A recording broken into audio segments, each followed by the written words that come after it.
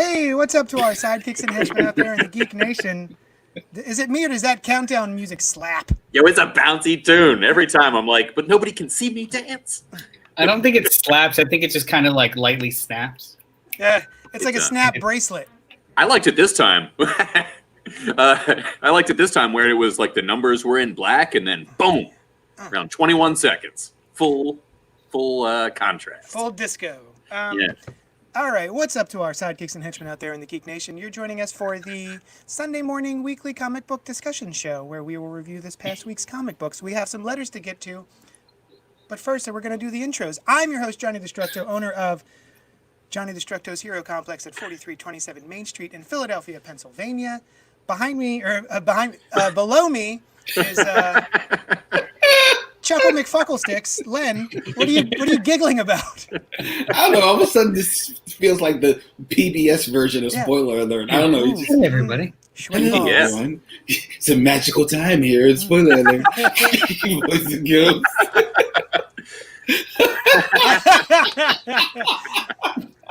I will never stop being delighted when Noel hits the GIF buttons.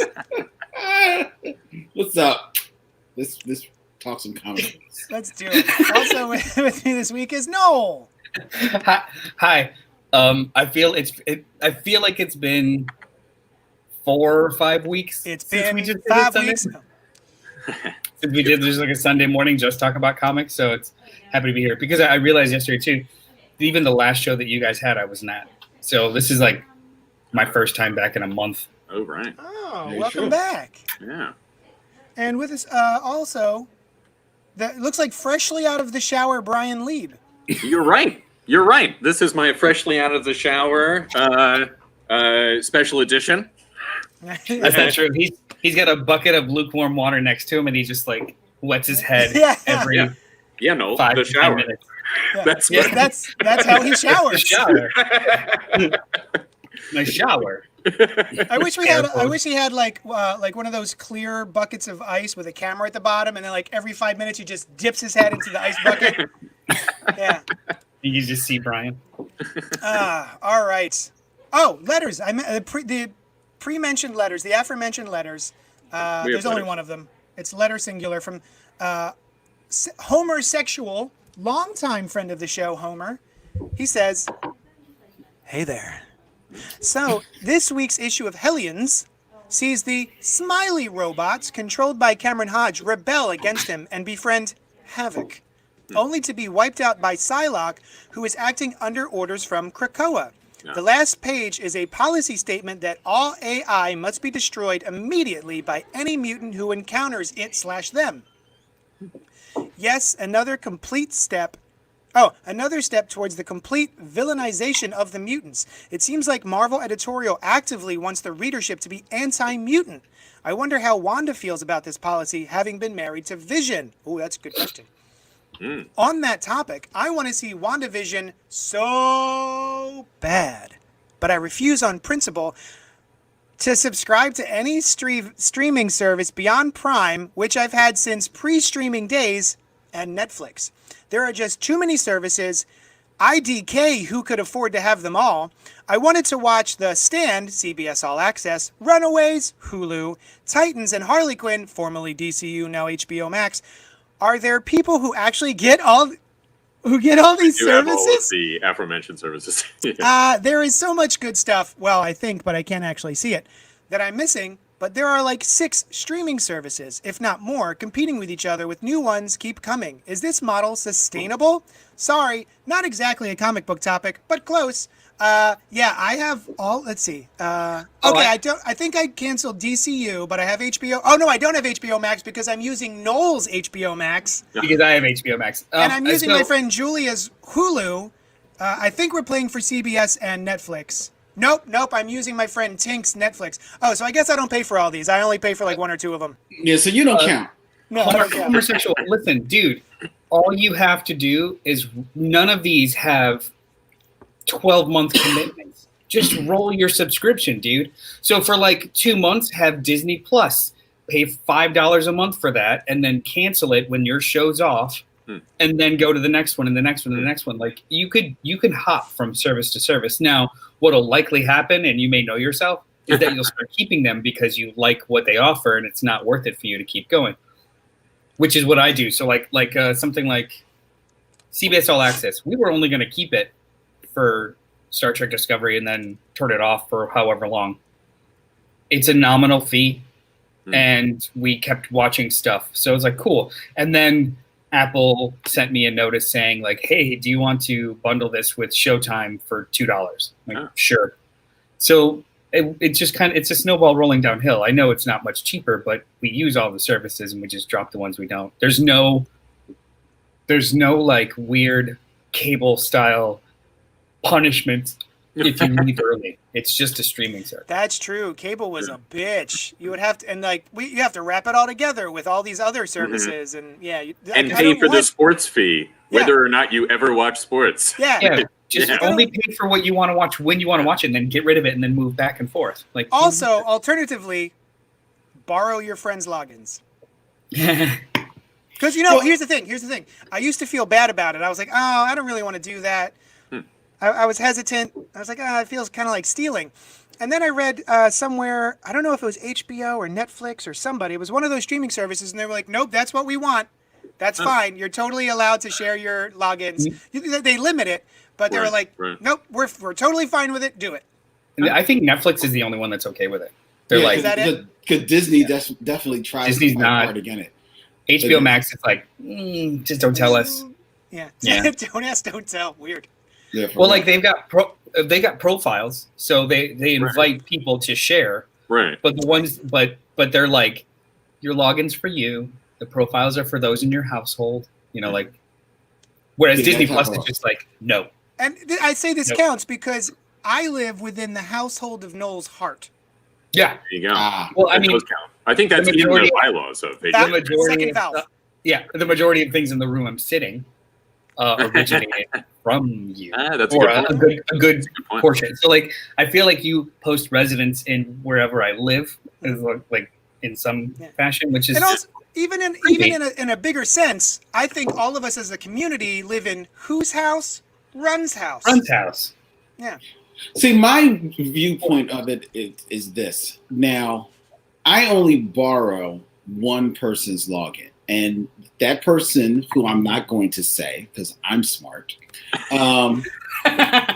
Before the FBI bangs down their door, you give back that Netflix. Listen, we were just watching Spoiler Alert with this. I want the FCC to actually contact me and be like, hey, stop sharing. Like, okay. Well, here's the thing. The login I borrow is this person's cable login for those apps that, if you have the cable, you get it for free. So I borrow their login for those apps. So that's how I'm able to watch certain channels apps on my Roku. The NBC, Well, I use it for Turner Classic Movies and for basketball to watch TNT, the basketball TNT. So that's why I use it. But outside of that, as far as like the streaming services, Netflix, Amazon, and all of those, even though I'm pretty sure I'm going to get rid of Hulu because I've realized I don't watch anything on Hulu. But where my conundrum is that as an artist, I feel like I'm not supporting the artists who are doing original content for those streamers. And if I was a musician, I wouldn't want anybody illegally downloading my music. And then as an artist, I wouldn't want anybody illegally using my art. So I, as an artist, feel weird about, getting their stuff for free. So I try to just be judicious about the streamers that I pay for. See, that's what I thought, but then I saw the thing where they were like, it's cool, do it. So I was counterpoint what you are paying, you get this many logins. Yeah, counterpoint to that though, if we're talking about streaming, so like illegally downloading is literally like stealing a file for yourself and keeping it. But if we're talking about streaming, a lot of these artists are paid based off of how many streams it gets, not how many logins are in. That's true. You sharing your login and to 10 people and all 10 people streaming all of that, that's 10 streams, that's 10 clicks to the artist, and that's what their royalties are going to get paid out for.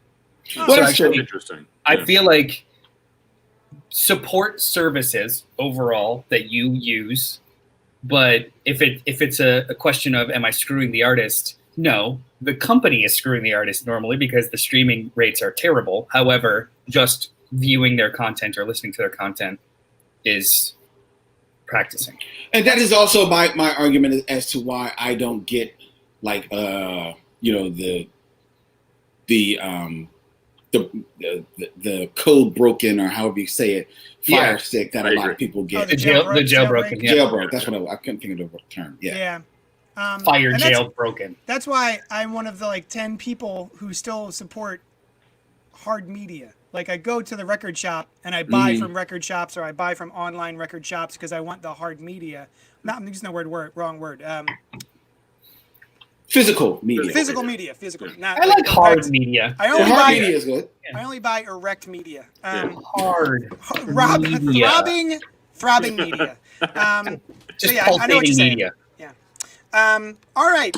You guys want to talk about this week's... What about the first half of his commentary all the X-Men stuff? Mutants, AI, kind of thing? I'm not reading it, but it does seem like the X-Men. I mean, we've been saying this since Jump with Hickman's House of X Powers of 10. The X-Men are a little creepy, right? Like Professor Xavier is really creepy, and remember the Beast was acting in such a way that all of us were kind of like scratching our beards a little bit. So I'm not surprised that the mutants are being positioned this way.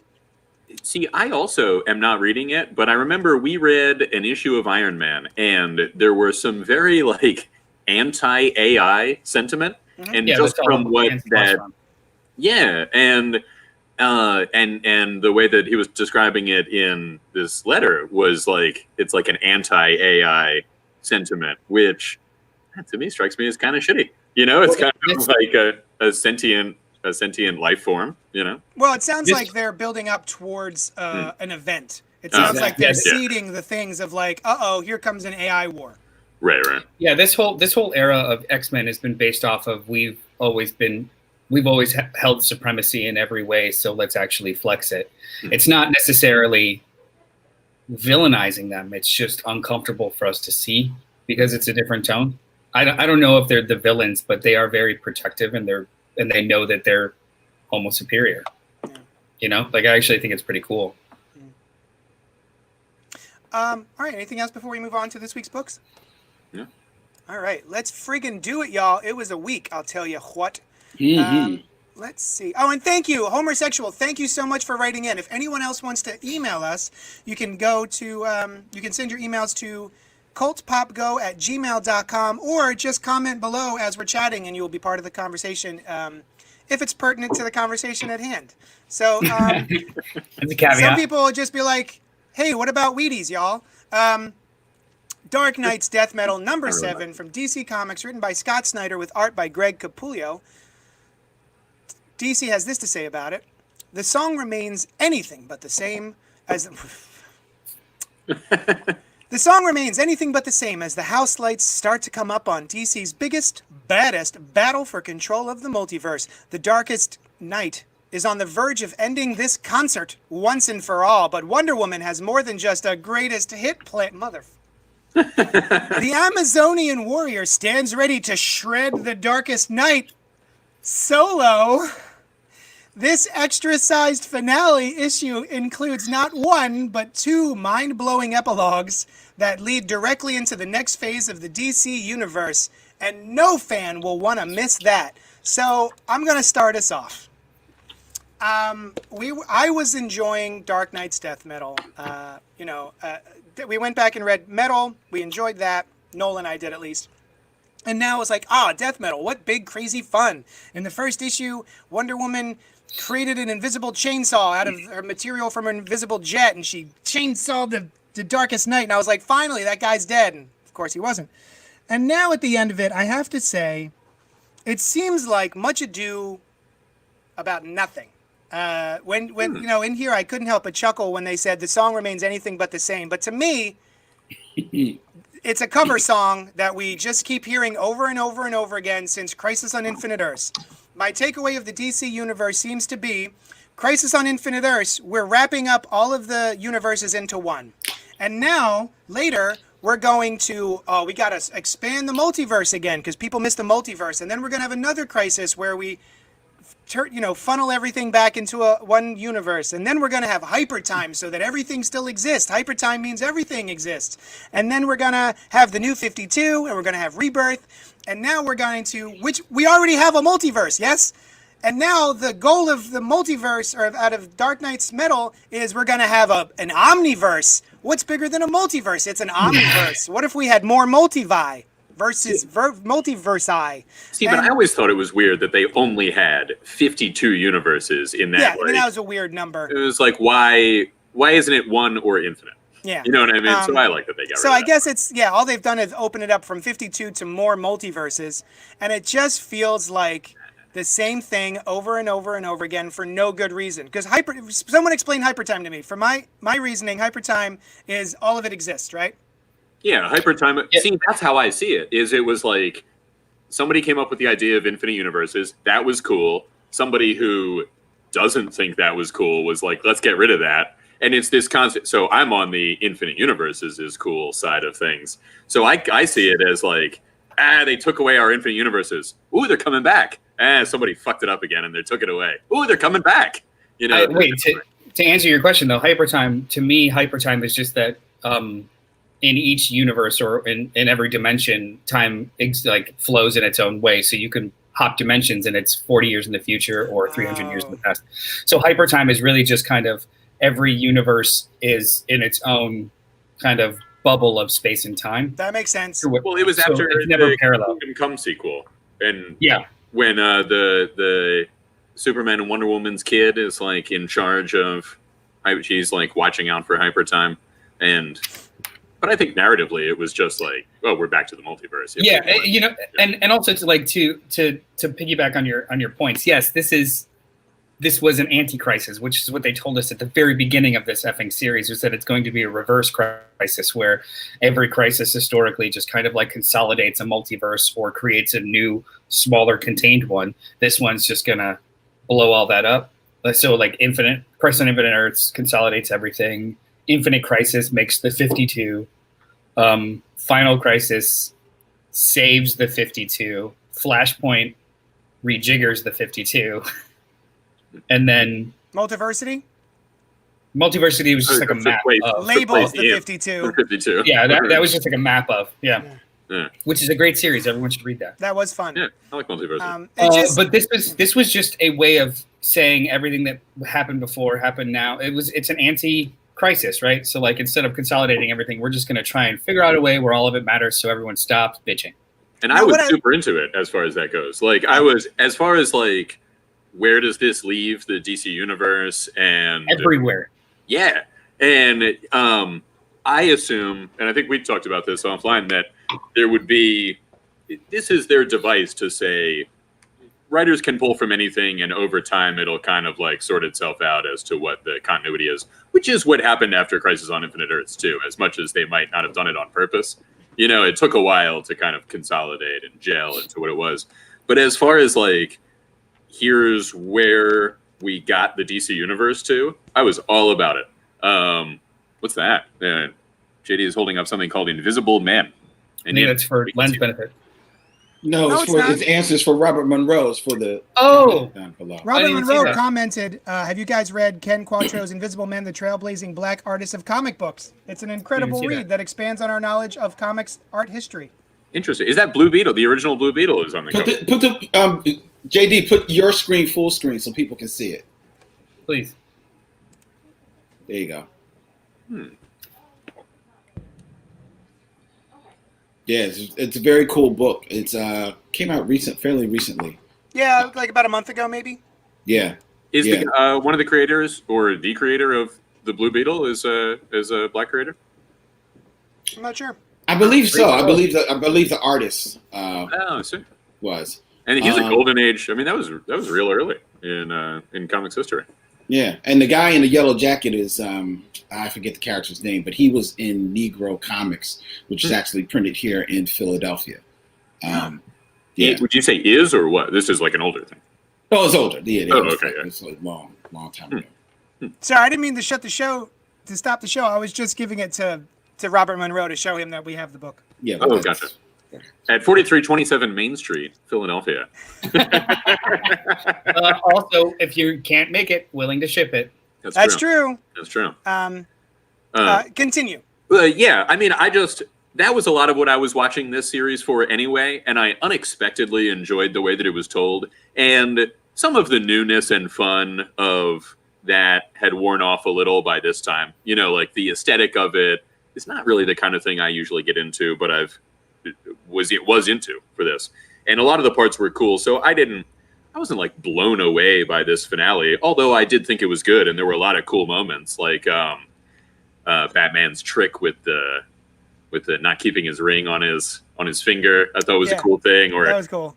Etrigan's rhyme, which is clearly the word. Once was a man from Nantucket. Right. I thought that was done well. You know, Etrigan can be tricky to do correctly. But yeah, I liked where it ended up, and so on that note, like I was fully behind Dark Knight's Death Metal, the series, and number 7. Nice. Yeah. No, did you like it? Yeah, I liked it fine. I think just like the other one, just like the first one, it'll read better just as a big old slam bang trade. Because it's intentionally convoluted. Reading that in issues monthly. Now, to its credit, this came out as scheduled. As an event, like they baked in a skip month, but it came out as scheduled, and there was tons of ancillary titles and tie-ins that also came out as scheduled. So this was how it was designed. It's such a convoluted and all over the place story by design that I think it's going to read better as just one big sit. But I mean, what was it the other week when we were talking about, or I forget where I've had this conversation. However, something is successful if it achieves what it intends to do. So this met that threshold. It achieves what it intended to do. And that's it. Like some things go above and beyond that, in your opinion, right? This was just cool. Like it was really pretty art, well done. It was fine. I liked it. I don't know if I agree that something is successful if it achieves what it is intended to do. I mean, I don't think anyone thinks that One More Day was successful because it unmarried Peter Parker. Unless I'm misreading what you're saying. So if you go in to watch a silly action movie, if it brings you explosions and bulletproof humans, it achieves what it intended to do, and your itch is scratched. Gotcha. Mm-hmm. That's what. Okay, yeah, I was at a different read on what you were saying. Yeah, not logistics, like intention. Len's been quiet. I'm not saying anything. I read the book as I was told to do for the show. And I started on page 1. I made it to the end of the book. I completed it. I completed the story. And I'm ready to continue. Okay. Look, like you said, as far as I was concerned, and I'm pretty sure I said words to this effect when this started. Yeah. This will all end and mean nothing. It will either move to the next big thing, or it will be nothing because it will fall so late and you won't know where the fuck it's supposed to lead. Now, to Noel's point, it didn't end late. It stayed on schedule. God bless it. So, and the art, it was kind of fun. It was a big convoluted mess. And maybe as you read it all in one, it'll be a fun convoluted mess. Mm-hmm. Yet a mess is still a mess that leaves something for you to clean up. And that is what this book will do. And at the end of Future State, they will then have another event to clean up the mess of this.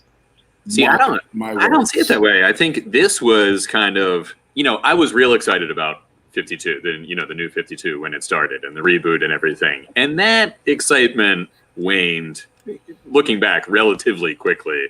Mm-hmm. And I've been kind of waiting for them to undo that stuff, and hoping that they would, and they have done that in bits and pieces over the last several years.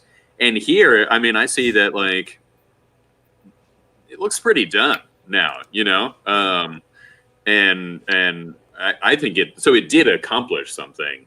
It not necessarily the story itself, but it's as an entry in the larger story of the DC universe.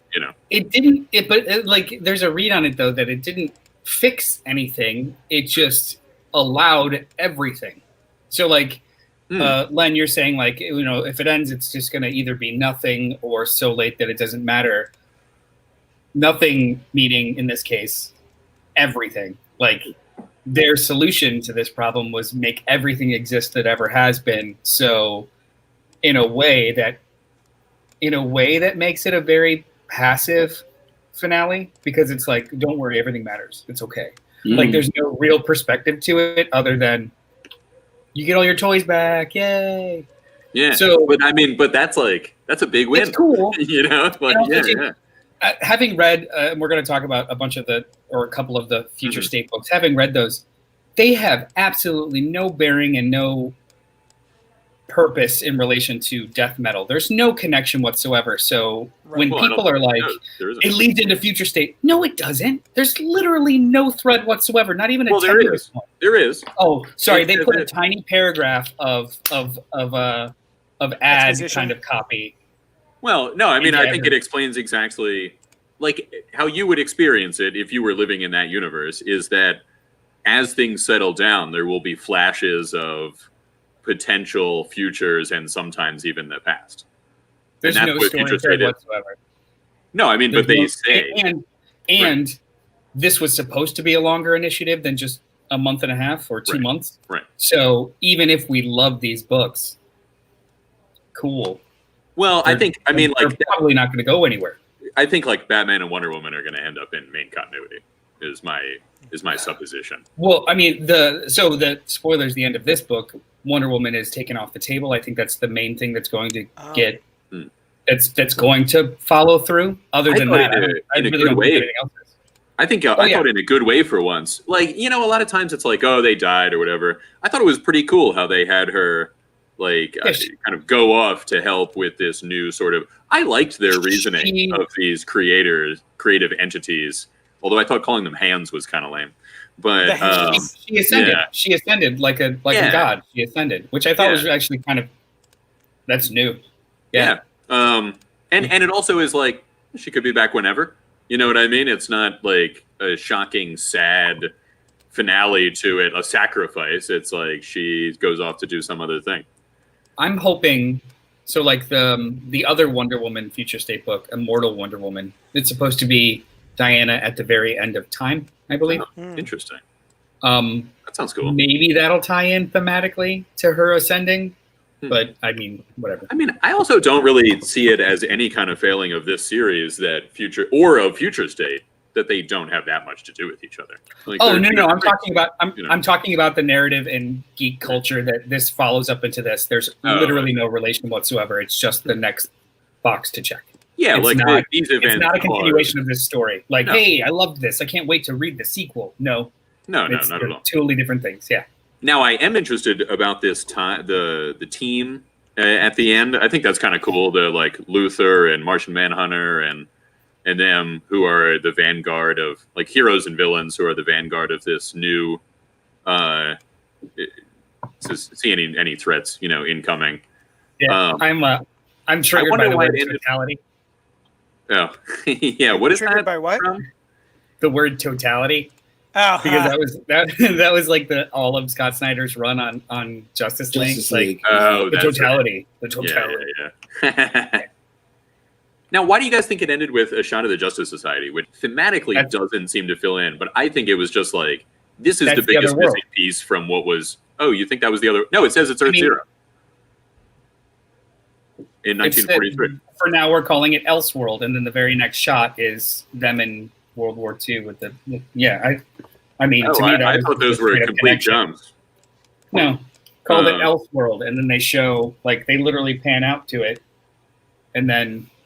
Oh, I mean, I thought Earth my Zero impression was that was that was the 1943 of the main DC universe, and that it was showing like because the JSA not being around was the big missing thing. Sure. That was how I took it right. anyway. Yeah. I mean, did I mention that this was a bit of a convoluted? Yes. It's true.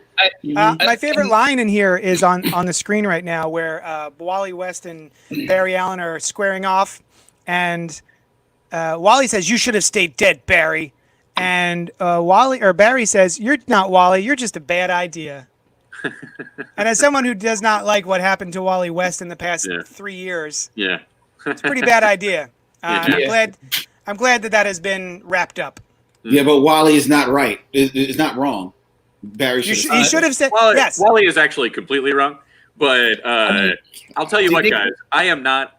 This may surprise you. I love the Wally West Flash later on, and I would have been totally fine if Barry came back, but wasn't. He was like this kind of removed entity that would sometimes be a mentor or something like that. Yeah. But I love Barry Allen, and I like him being around. I mean, even if they made him the new Max Mercury type character, where he was sort of a guy who just shows up here and there to help out. Yeah, like he's a living energy being doing something elsewhere. So whatever.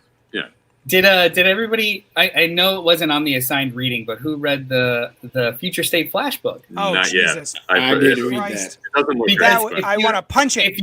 If you're worried about Wally being a bad idea, I mean, the publishers want to just say fuck you. I don't understand the Future State. Bad. The Future State Flash was honestly horrible. Yes, it is. It's so bad. It's actually one of the only ones that it was the only one that I sent a screenshot of one of the bits of monologue to Noel and was like, "Would you look at this?" If only my heart can hear it too. You read that to me too. Yeah. Awful. There were two Future State books. One that was just incredibly boring, and then the Flash one that was just incredibly bad. But other than that, just ill-conceived as well. Mm-hmm. Hey, Action Figure Expert asks, what would you guys say that there is a difference between reality and universe? For the purposes of DC publication, no. Yeah. They intersperse universe and reality all the time because if you traverse universes. Wait, dimension in reality? Yes. Universe? I mean, they could just travel in space to another universe, right? Yeah. Yeah, I would tend to see reality as being the larger term in a conception with a multiverse. There are many universes within reality. The way that the question was asked, it made me think, like, do they mean when, like, from a publication standpoint, like you're in this universe versus this universe, is that a different reality? Yes. Yeah. So, like, the Ultimate Universe and 616, those are different realities. Yeah. However, in each reality, you could travel from one universe in the cosmos to another universe in the cosmos. So, like, publication terms, I feel like it's a different reality. Kind of like in Death Metal, where there's, like, local multiverses. Yeah. And they all make up the omniverse. Yeah. Makes sense. I'll say the one thing that I thought was interesting was the difference between crisis energy and anti-crisis energy, and how crisis energy is selfishness. And basically it's a commentary on the I don't know if it's comic readers or more specifically just the comic industry, and how crises are very specifically designed to fix now, and we're gonna dissolve everything that happened before for now. And I like that kind of idea. I never really thought of it like that. Of like, crisis energy is selfish energy, and anti-crisis energy is like, no, here's everything for everybody. Inclusive and welcoming energy. There was I don't know if you guys read it because it wasn't in the assigned reading. A couple weeks ago, the Death Metal tie-in Secret Origin, which was the one shot all about Superboy Prime. That was great. Yes, that was a spectacular issue, and it actually deals with that sentiment, the idea that he was essentially just like all crisis energy, this selfish fanboyism, and then how they kind of dealt with that character in this new crisis and ended him, which is almost like a weird button on top of all the times Geoff Johns used him in all of his books. I really, really liked that issue. And actually Geoff Johns co-wrote it. Yeah. All right, let's move on to another book. It's going to be Future State Next Batman #1 by written by John Ridley, Paul Jenkins, and Brandon Thomas, with art by Nick Derington, Laura Braga, and Jackson Herbert.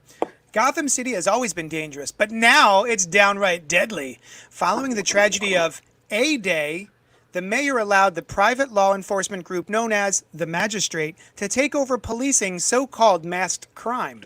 And that has given rise to a new Dark Knight. What is this mysterious crime fighter's connection to former Batman weaponeer Lucius Fox?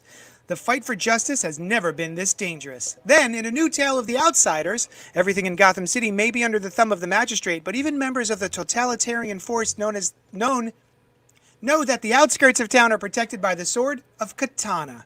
Ride with the Arkham Knights on their quest for freedom. Arkham Asylum has been decommissioned, and the Magistrate rules the land with an iron fist and zero tolerance. Now it's time for the lunatics to take back their town. Follow Killer Croc, Two-Face, Phosphorus, Mr. Zaz, Clayface, and Astrid Arkham as the Arkham Knights raise holy hell on the occupiers of Gotham. I will say, the first 2 stories were great. And then I didn't give a good rat's ass about the Arkham Knights storyline. I would say, what do they call it? When something goes down, diminishing returns. The first story was great. I think undercut severely by the fact that it is played up as a mystery as to who the new Batman is, specifically giving you a red herring. And then DC Comics was like, hey, the book is out in 2 weeks. Here's who it is. It's this guy. So that was cool. But otherwise, I really enjoyed the first storyline. What'd you guys think? I did not see that reveal of who it is. So I have my suspicions from the content of the story. But yeah. I liked it. So I'll be honest with you guys. I forgot to get back to. I stopped reading after the first one, and I forgot to get back to the 2 backups. Good. That's fine. Yeah. Yeah, you're good. I liked it, and you guys know I and all of us love Nick Derington. It was really good. And I thought this from the first time I heard that he was going to be on this series. I was like, it seems like a little darker than what I like, the work of his that I like best. Yes, you know what I mean.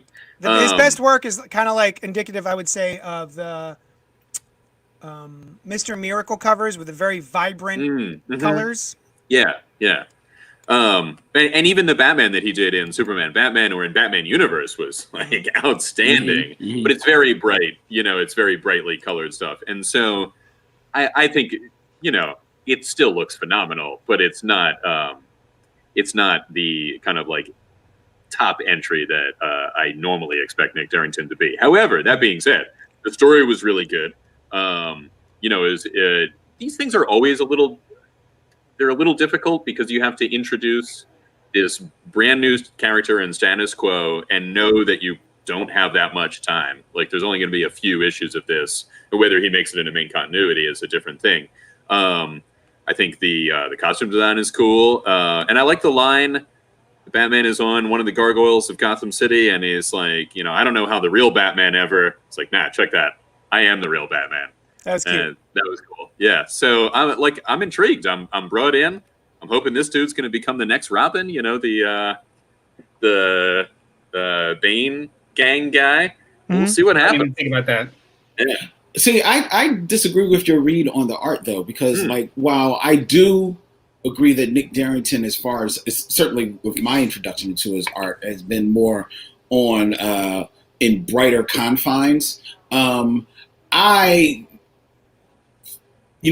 I heard that he was going to do this, I was like, all right, I trust him. He's a good artist. Let's see what he can do with this. And I actually think that his art is beautiful in this story because I think he can still draw reality, but he has infused, along with the colorist, let's give the colorist some, a sense of pulp and noir to this story that is fitting the vibe that the writer, John Ridley, has written for the story. So I think that he is proving that, just because you saw me doing this doesn't mean I can't do this. And he brings it. I actually appreciated his artwork a lot.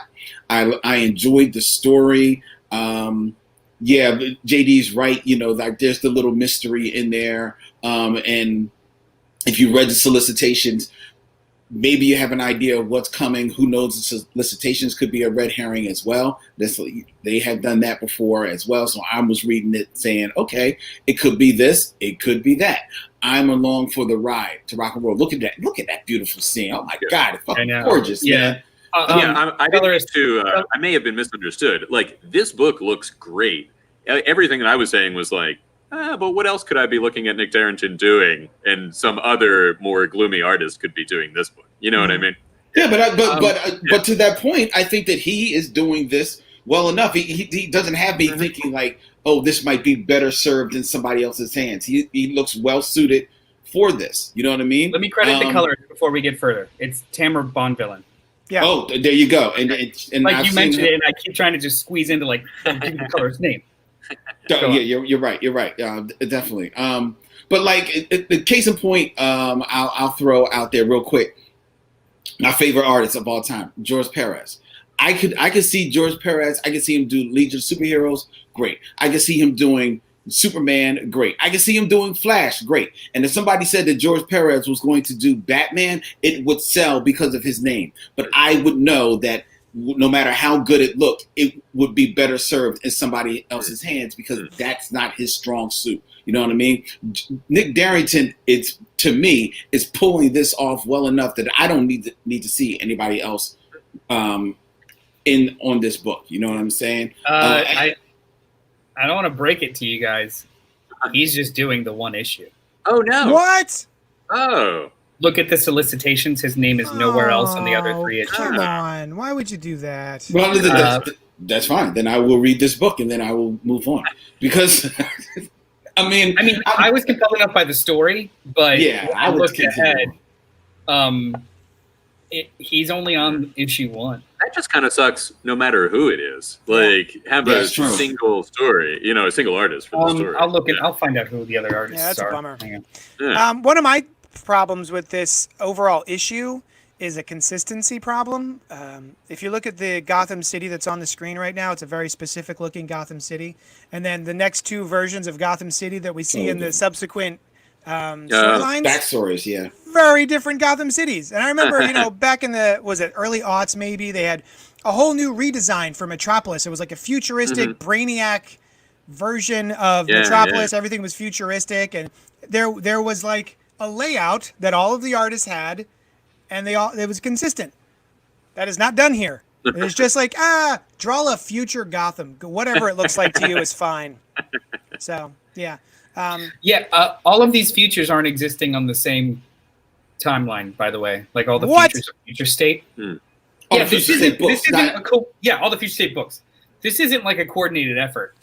They're just all futures. God, no, because they all deal with the magistrate, don't they? Oh no, only like 3. Oh, the Gotham things deal with the magistrate.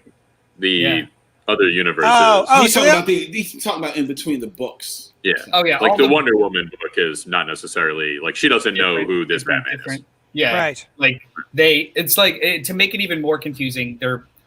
They all have autonomy to either connect or not connect. So and they're not explicitly saying otherwise. So it's like this might relate. This might not relate. Totally fine with that. I mean, if you have a concerted effort with an imprint, you kind of want there to be some sort of cohesion. It's not an imprint. It's not an imprint. It's a 2-month. Future State is an imprint. It's a 2-month imprint. It's a 2-month imprint. Blazoned on every single issue. That's true. It's connected. I hate it. I mean, they told you at the end of Death Metal, you will see flashes of different possible futures. This is what it is. I mean, that's great for people who read that issue. Also, I'm just gonna drink every time I have to say convoluted. That's convoluted. Like that is not the way to want them to connect. That's convoluted. Not a way to bring in readers. Now, I will say I did like the Outsider's story. It definitely. This is cool. Yeah, it was great. It was cool. It's a lot of fun. I dug it. I did, yeah. and I while I agree with JD, like you said, their design of Gotham. This is not the Gotham from the first story, even though it is technically the same Gotham. I rode with it. and I just like the art was like art's great, cool action, and I was with it. I had a lot of fun with So- that. The last story, I didn't care at all. I think I read 2 panels. I was like, I don't give a fuck about it. yeah. I finished it and I already forgot it. Same. This art, I don't know how to say this. Sumit Kumar is the penciler for this Outsiders Future State. This is fantastic. Yeah. The coloring is really great too. God damn. It's got a pulpy feel to it, the way that they did the coloring. Like it's they're clean lines, but it's got almost like a raw pulpy Sketchy. feel. Yeah, I really like the way they sort of did this old boy hallway fight down the stairs and everything. Oof, this is great. Yeah, so like as a reader, I'm kind of trained to be unimpressed by backup stories because usually they're backup, as in they're not A games. They're just like trying out things, right? Yeah. Especially in comparison to the main issue. So I read this with low expectations. I was like, holy shit, this is awesome. I would have just read this in its own thing. And then I got that third one. I was just like, oh, this is more backup speed. Well, part of me was wondering, because a lot of this is coming from the now defunct 5G initiative from Dan DiDio. I wonder if some of these were supposed to be their own stories. Probably. But now because now it's been rejiggered into Future State, they are backups. Now, So I I've got wonder. the artists for the next ones if you guys want to know. Great. Emanuela Lupacino. Oh, I Yeah, like her. Him. I like them. Her. Great. Emanuela. Anek. One name. Laura Braga. And then So I think, is Laura Braga this artist who did the Arkham Knights? I think so. Because Laura Braga is a beast too. This is really nice artwork. yeah. It's good artwork. I just didn't care about the story. It's very sort of And like the other Dave one- Eaglesham without all the steroids. Yes. These are names I Illegal don't really Shampoo know. steroids? Jackson Herbert and Sumit Kumar. Oh, Sumit Kumar, great. That's the one we Yeah. were just talking about. Awesome. Oh, then I I think wonder Jackson if Herbert the- drew that one at the end, actually. What? I think I saw Jackson Herbert's name on that Arkham Knights story. So with the backups, what they're doing too is that a lot of these backups are only 2 issues long. So this series is 4 issues long, but the backups, the continuation of these 2 is every other book. So I thought part Red 2 of these Band 2 was backups are going to be in issue 3 of the next Batman. Okay. And then they're going to introduce 2 other backups in the next issue. Oh, I'm sorry. I was misspeaking. Laura Braga is not the artist. It's Jack Herbert is the artist that I'm talking about here. Yeah, I thought I saw I think that. Laura Braga is a colorist. Isn't she? I don't know. In the credits, I looked it up really quick, and it just said artist, and then Gotcha. it's got inkers and colors. So. Anyway. Now, I wonder if, a lot of what set DC apart from like post-crisis and in the 90s and early 2000s was their like legacy, right? And you had Wally West and Kyle Rayner and them. And one of the things that was really missing from the New 52 was any sense of history in the storyline. And I wonder if 5G was intended, somebody's idea, maybe Dan DiDio's or maybe somebody else's, let's jumpstart Legacy again. Yeah, Let's, like, I mean, 5G stands for 5th generation. It was explicitly supposed to be Right. the 5th iteration of this legacy from Jump. They had a whole timeline of every generation of superheroes. right. Which is why I And was this was really supposed to be excited the fifth. about it. So, see, and I wonder also, like, was it going to be in the future, or were they kind of going to, like, I doubt they jumped the entire DC line for any length of time, like years long, into some imagined 10-year in the future. They were so apparently they were going to age up the main 3. Mhm. So Wonder Woman was probably going to ascend. They'll age up Superman and Batman, and then you've already got Jonathan Kent baked in. Right. You've got this next Batman. Like, so they were going to just kind of like cascade or jump in time a little bit. And I wonder if it was going to be kind of like pushing it the other way, so that like now in our present, Superman has now been around for 10 years longer than he was last issue. Like that kind of thing. That would have been cool. Yeah. Let's move on to Future State Wonder Woman. Let's see, by Joelle Jones, who I like very much. Deep in the heart of the Amazon forest lies a hero of mythic legend, Wonder Woman. But in the absence of Diana, Yara Fleur, has risen out of obscurity to protect man's world from the magic that lies within it. Along with her trusty steed, she journeys to the underworld to rescue one of her Themyscirian sisters from the grasp of Hades. Will she unleash the wrath of this god in the process? You won't want to miss this first appearance of a character who will change the history of Wonder Woman forever. So I like that she is an Amazonian of a different sort. Yeah. The Amazon forest. Yeah. Which I think is kind of cool. Did they call themselves? Like, did the indigenous people in that area? Yeah, like, where did that even come from, calling it the Amazon I was just River? making the connection, the word connection to Amazonian. I don't think that... Oh, right. I mean, it is cool. That was just an idle wondering. Yeah. Yeah. I think they're making it up, Brian. What? How dare Words are made up? What? Well, I think DC's making it up, too. So it may not make sense. I thought they received these stories in dreams from another world. I mean, in a sense, they do. But hey, it's okay. As long as you know that Santa Claus is real, everything will work out in the end. Yeah. What'd you guys think of this? Len? I enjoyed it. I enjoyed it a lot. It was a lot of fun. I liked them thinking outside the box, going to the Amazon jungle. I like the person of color being a Wonder Woman of a sort. I like the remix of the Wonder Woman costume. And I like the fun they had. I really had liked a lot of fun once they had to find their way through hell and going through the whole airport to hell or whatever you want to call it. It was just fun thinking outside the box. A fun comic. It's beautiful. I mean, it's a beautiful comic. You cannot knock the artwork in it. The storytelling was clear and concise, and I don't think it took itself too seriously. It wasn't filled with a whole lot of self-importance, which some of these things can do sometimes, and sometimes I think writers put upon the idea of Wonder Woman as well. So I like that this was still fun and loose, and it was enjoyable. It was a good time. Yeah, I'm kind of book read. Yeah, I'm with you on this one. Brian, what did you think? Oh, I loved it. I thought it was great. I thought, like you were talking about, Len, the remix of the Wonder Woman costume. This is a way busier costume than I would ever expect myself to think looks phenomenal. But it looks phenomenal. There's a lot going on. I really like the way that they do the gold, kind of like shading and swirly.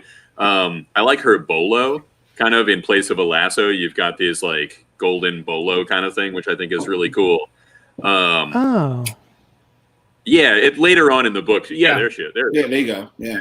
Oh, it is a bolo. I didn't even notice that. You're right. Yeah. My understanding of bolos, I am no expert in the bolo weaponry, but that they're usually much shorter than that. So this is if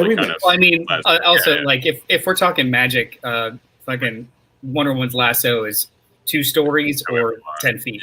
Yeah. Given when it needs to be, right? And this could even be a different, there could be a specific name for this kind of a bolo, but a lot longer in the middle. I don't know.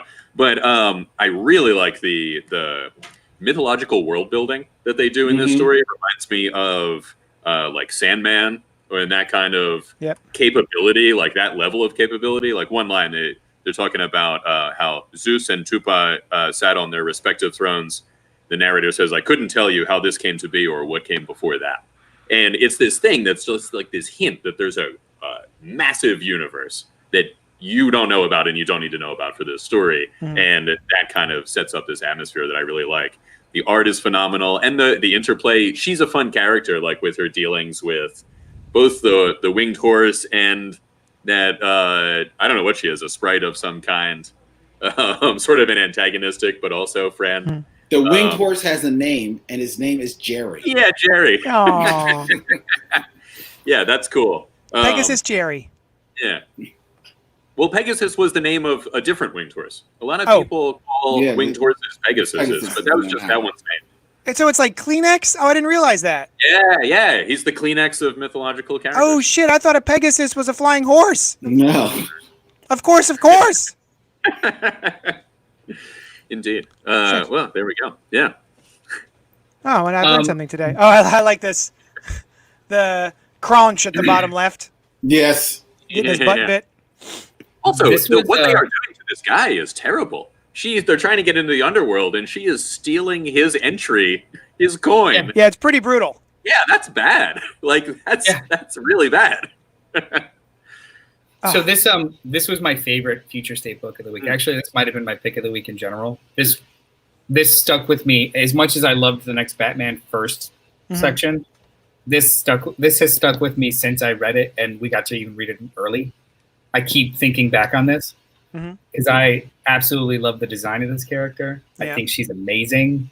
I think the story was engaging as hell, and you could like randomly pick a page in this book, and it's a beautiful layout or action. This is the most well-made book I read this week. It's so incredibly good, and favorably, I compare this character to the MCU version of Valkyrie, in so much as the brazenness, the brashness, the humor, and the almost denial of destiny, which is a really compelling character conflict.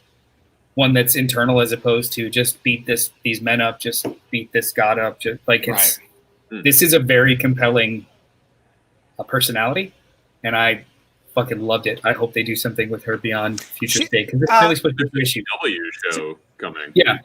To be honest, wait, what? There's a CW show coming that I think is going to be this character. It is. Oh, word.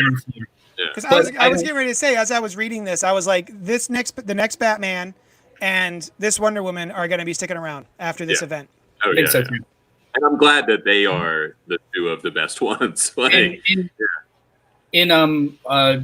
is taking over Justice League, but he kind of already let it slip that I don't think he's using her as his Wonder Woman. I'm not exactly sure where she is in the timeline of things.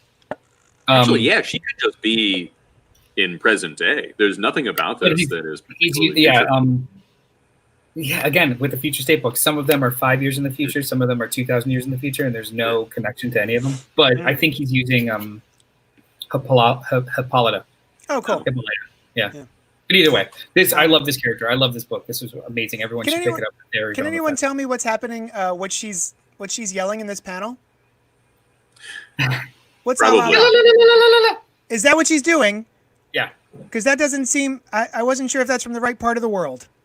I mean, it seems Spanish, right? La la. Seems like it could be. I don't know Spanish, so I. Don't know.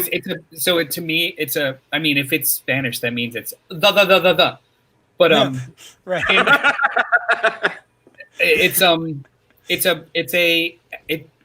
To me, battle cry. It's a bit an ethnic battle cry. So like a lot of cultures have a choral or a singing battle cry. That's what this was. Oh no, you guys! Alala is style meets performance. Stand out among the crowd. They make leggings. Oh, she's really into a legging brand. That's probably what it is.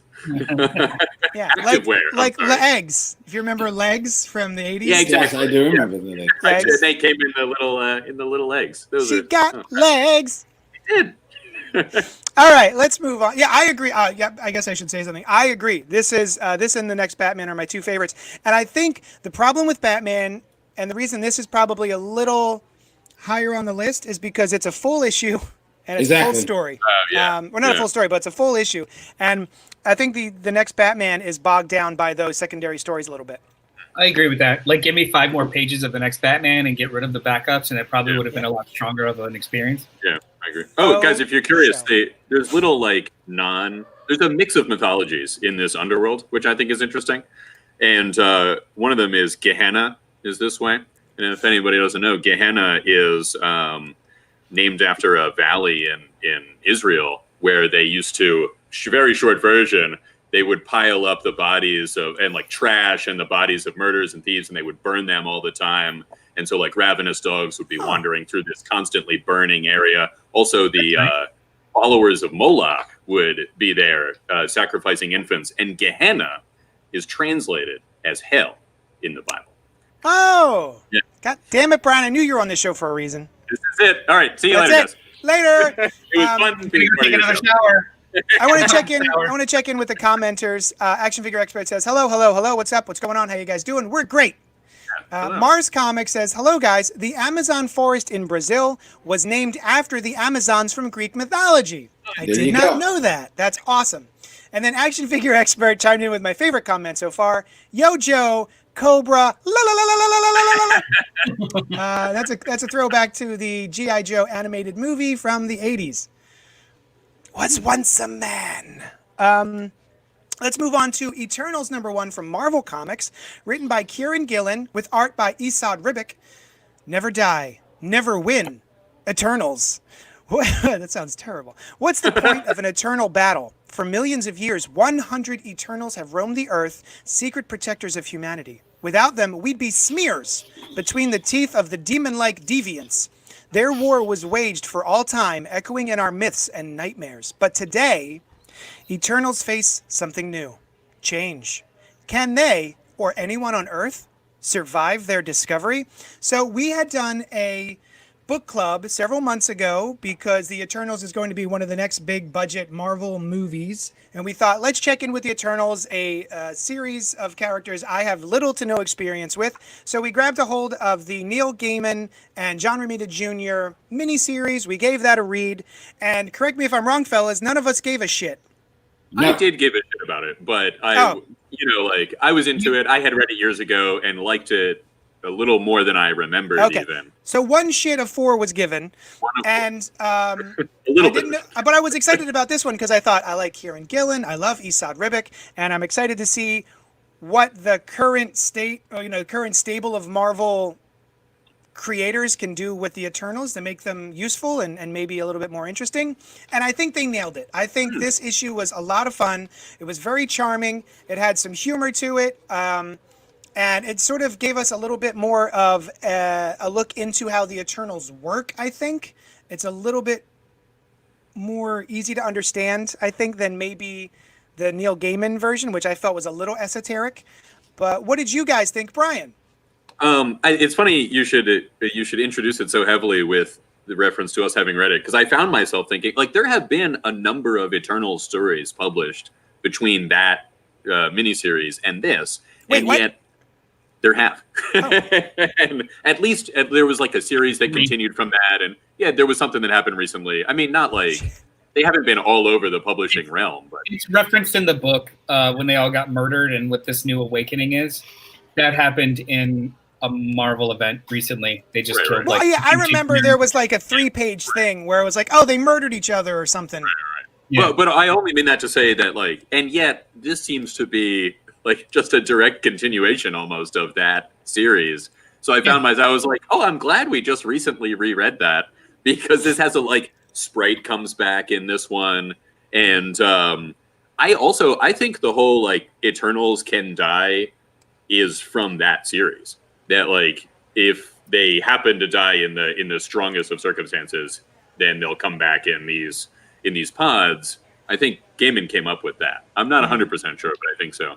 I like the idea that they're essentially all backups in the big machine, and they're almost indestructible. But when they die, they just kind of get reborn from the last backup, right? Yeah. That's X-Men. Which makes sense. I was thinking of Hickman's X-Men. Yes. Yeah. And it makes sense that wouldn't be part of it from the beginning, because the whole concept of backups in a machine, I don't think was that in the consciousness, if at all, when Kirby was creating the Eternals. No.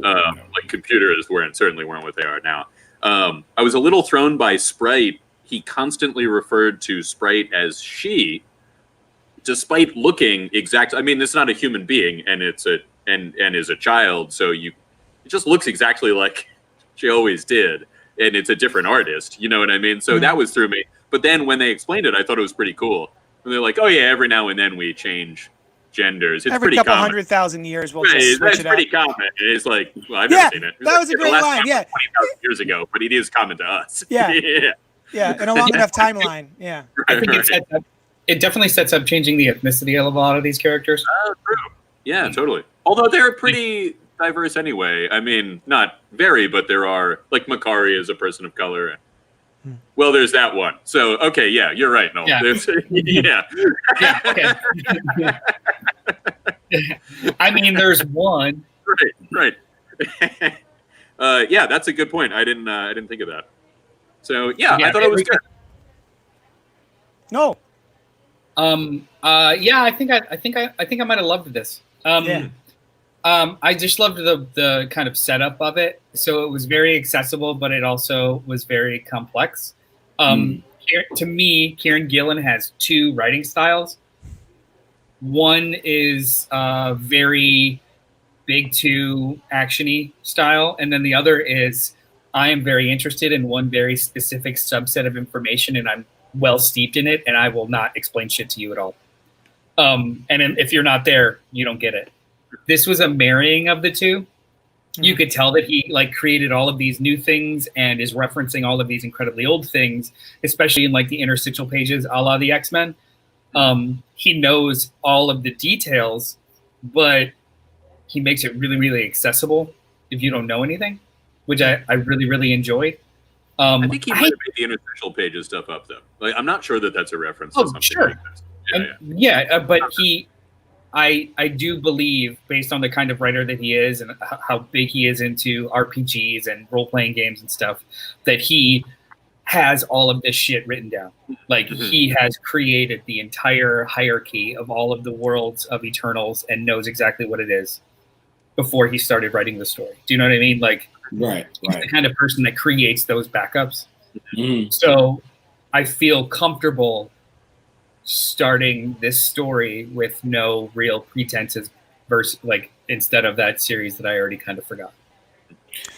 Yeah, like, and I also think that he, because I agree with you, I think he's got it all mapped out, but I think that he and the artist, Esad Ribic, have laid it out in a way that, to me, while it's familiar to what Hickman did with the X-Men, I found it more accessible. And a lot more breathing room. And admittedly, he's not working with as large a cast as Hickman was, so there is that room to breathe. But I found it surprisingly accessible, because I'll be honest, like, I went into this like, okay, well, my job is to read this, but I found myself like I was engaged with it. I was eager to turn the page and follow along with the story, and I was able to follow along with the story, which was what I was also fearful of. It does feel like almost a direct continuation of what we read before, even though I'm sure there's stuff that happened in between. And it is referenced here, and it's referenced in a way that, oh, okay, I can see where it's referenced. Do I want to go find that story? Not me, but if someone else does, cool. And then the last page, hey, you brought back, Thanos. Yeah. All right. I believe Thanos is related to the Eternals. Yes. Like, he is an Eternal, right? Or something. He's connected to him in some way. Yeah. He's a deviant, right? Like on Titan, he's a deviant.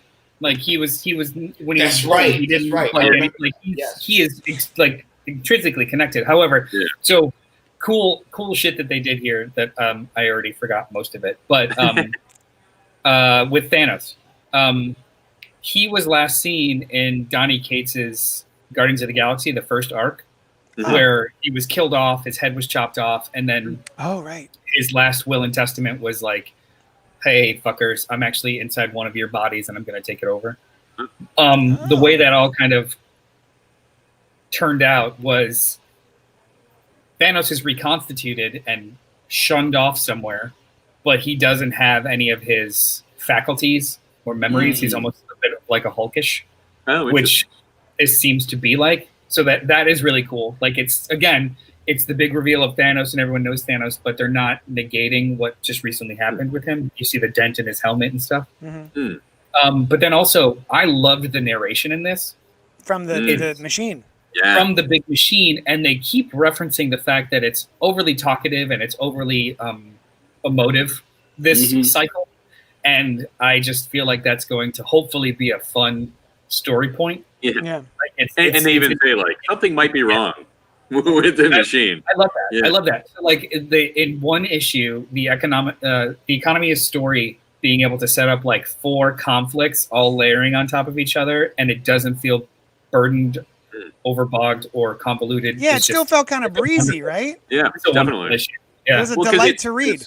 This like through line of Sprite coming back and he and Icarus are like teaming up, but that this kind of relationship I think carries it through in a breezy way. The narration you mentioned, it dovetails great at the end when the machine has described people with metaphors like arrow and snake, and then Thanos says the word death, which also fits in as one of those metaphors, and he's like, "Oh, Thanos knows exactly who he is." There's a great couple of lines in a row. Now, are those not mixed metaphors? Like, if you're making metaphors, like someone is an arrow, shouldn't the next metaphor be another sort of weapon or no, I don't object? think so. No, I don't think it's necessary. No, they are a part of the multitude of things. They're both nouns. Yeah, you're not like he's like an arrow. I think it bites you. That kind of. I think it's only a mixed metaphor based off of like the point of the metaphor, like the back half of it. Like, Gotcha. Yeah. Mixed metaphor would be like a beginning and an ending that are different. But if I see. Yeah. Yep. Or like Zap Brannigan's, knock him down like a house of cards. Checkmate. Yeah. Yes. Right. All right. Well, let's move on to Star Wars: The High Republic from Marvel Comics, written by Cavan Scott with art by Ario and Anindito. A new era of Star Wars storytelling begins. It is centuries before the Skywalker saga. The Jedi are at their height, protecting the galaxy as the Republic pioneers push out into new territories. As the frontier prepares for the dedication of majestic Starlight Beacon, Padawan Keeve Trennis faces the ultimate choice. Will she complete her Jedi trials or rescue the innocent from disaster? New Jedi, new ships, new evils to fight. I'm not sure. The ultimate choice is, do I finish my test or save human lives? That's weird. I don't think that's the ultimate choice. I don't think the ultimate choice is in this issue. Exactly. Well, I mean, they say the ultimate choice is, will she complete her Jedi trials or rescue the innocent? Well, as it turns out, maybe she could do both. Ooh, spoiler alert. So, as someone who enjoys to differing degrees most of Star Wars, except for the prequels maybe, I've been looking forward to this. I have no experience with Legends or the, what was it called? The Old Republic? There was a Knights of the Old Republic was a thing. Old Republic, yeah. What was the Legends versions of this? Old Republic. Oh, it was Old Republic. Great. I have not read a single. Thousands of years. Right, thousands of years, as opposed to this, which is about 200 years. Yeah. So I have no experience with that. So I have no emotional response to them getting rid of all that stuff, and now there's something else with a Republic in the name. So I don't really. That doesn't bother me at all. I was excited to see what this new era would be like. And I'm reading the novel by Charles Soule, which I think is great so far. It kicks off with an event I've never seen in sci-fi or Star Wars specifically. And I think that sets up a really interesting thing. And so that takes place first. And now we've got this first issue of the comic book series, and that takes place in continuity a little later. And we meet a Padawan and her master, and she's going through the trials. And then something happens, and she has to figure out what to do. And I think it was just fine. I wasn't completely enamored with it. But I think this is one of those things that as I read more characters from this era and I start to learn more about the world of about 200 years before the Skywalker saga, I'm going to get more entrenched in it. So I think this is a pretty easy intro to this world with a very easy setup that's easy to understand. It feels almost like an all ages book. It felt very YA in my which is funny because there is a YA version of High Republic coming. And this is not that. This is not YA. Intentionally done. No. Yeah. Oh wow. No. So in Marvel Comics Publishing, there is the Star Wars books, and then there are Star Wars Adventures. And Star Wars Adventures are the more YA version of Star Wars. And so we are now going to have coming out in a couple of weeks Star Wars High Republic Adventures or something. Yeah. So yeah. Otherwise, I think it was fine. It was adorable. I think it's a fine jumping on point. I'm going to keep with it just because I'm curious enough about this Star War. So, what did you think, Len? I thought the same thing as you. I thought it was kind of, it's cool. It's well drawn. The art is pretty engaging. It's the storytelling was clear and concise, and that's what I look for in a comic book. So I appreciated that.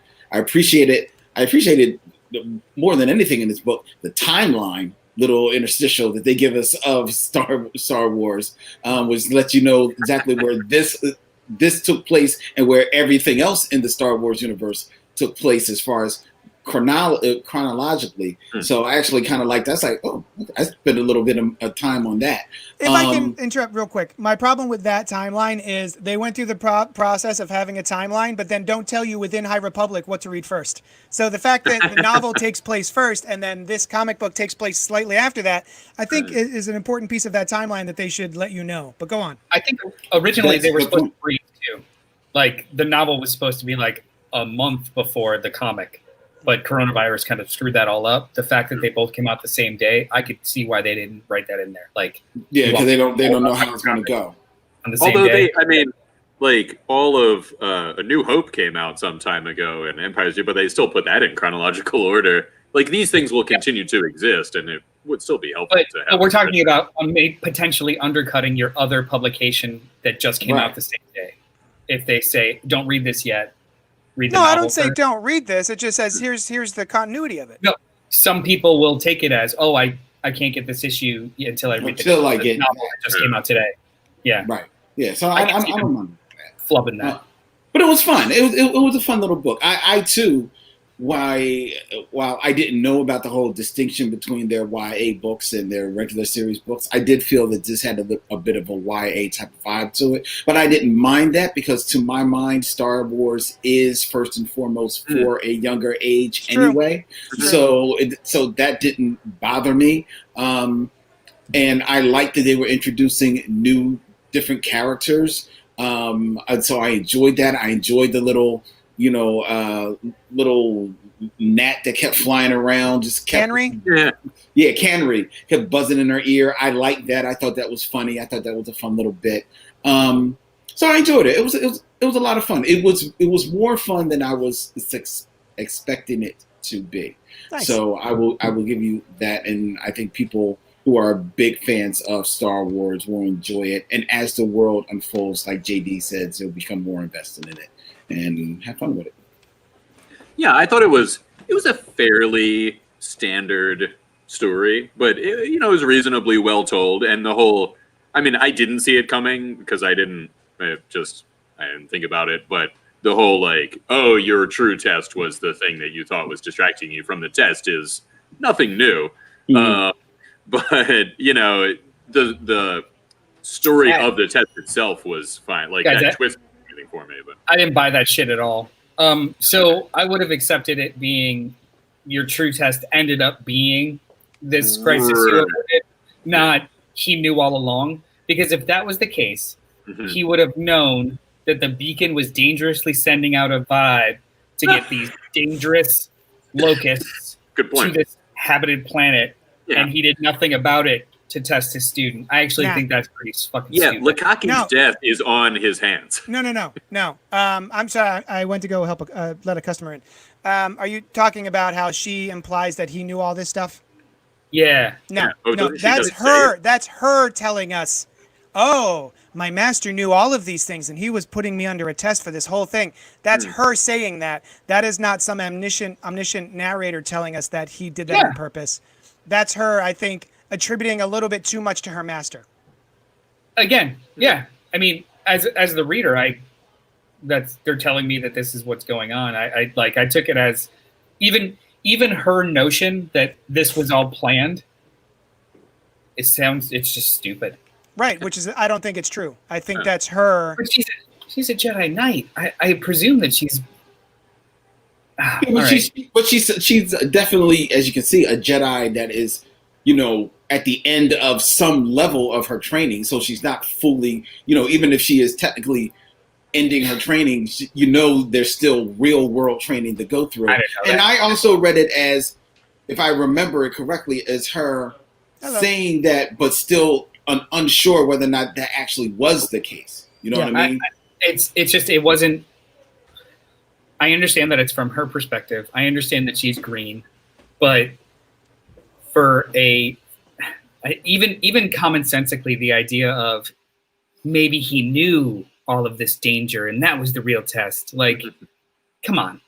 I don't know. It's the only part of the book that kind of struck me as way too, like, it's just 5 degrees of too naive.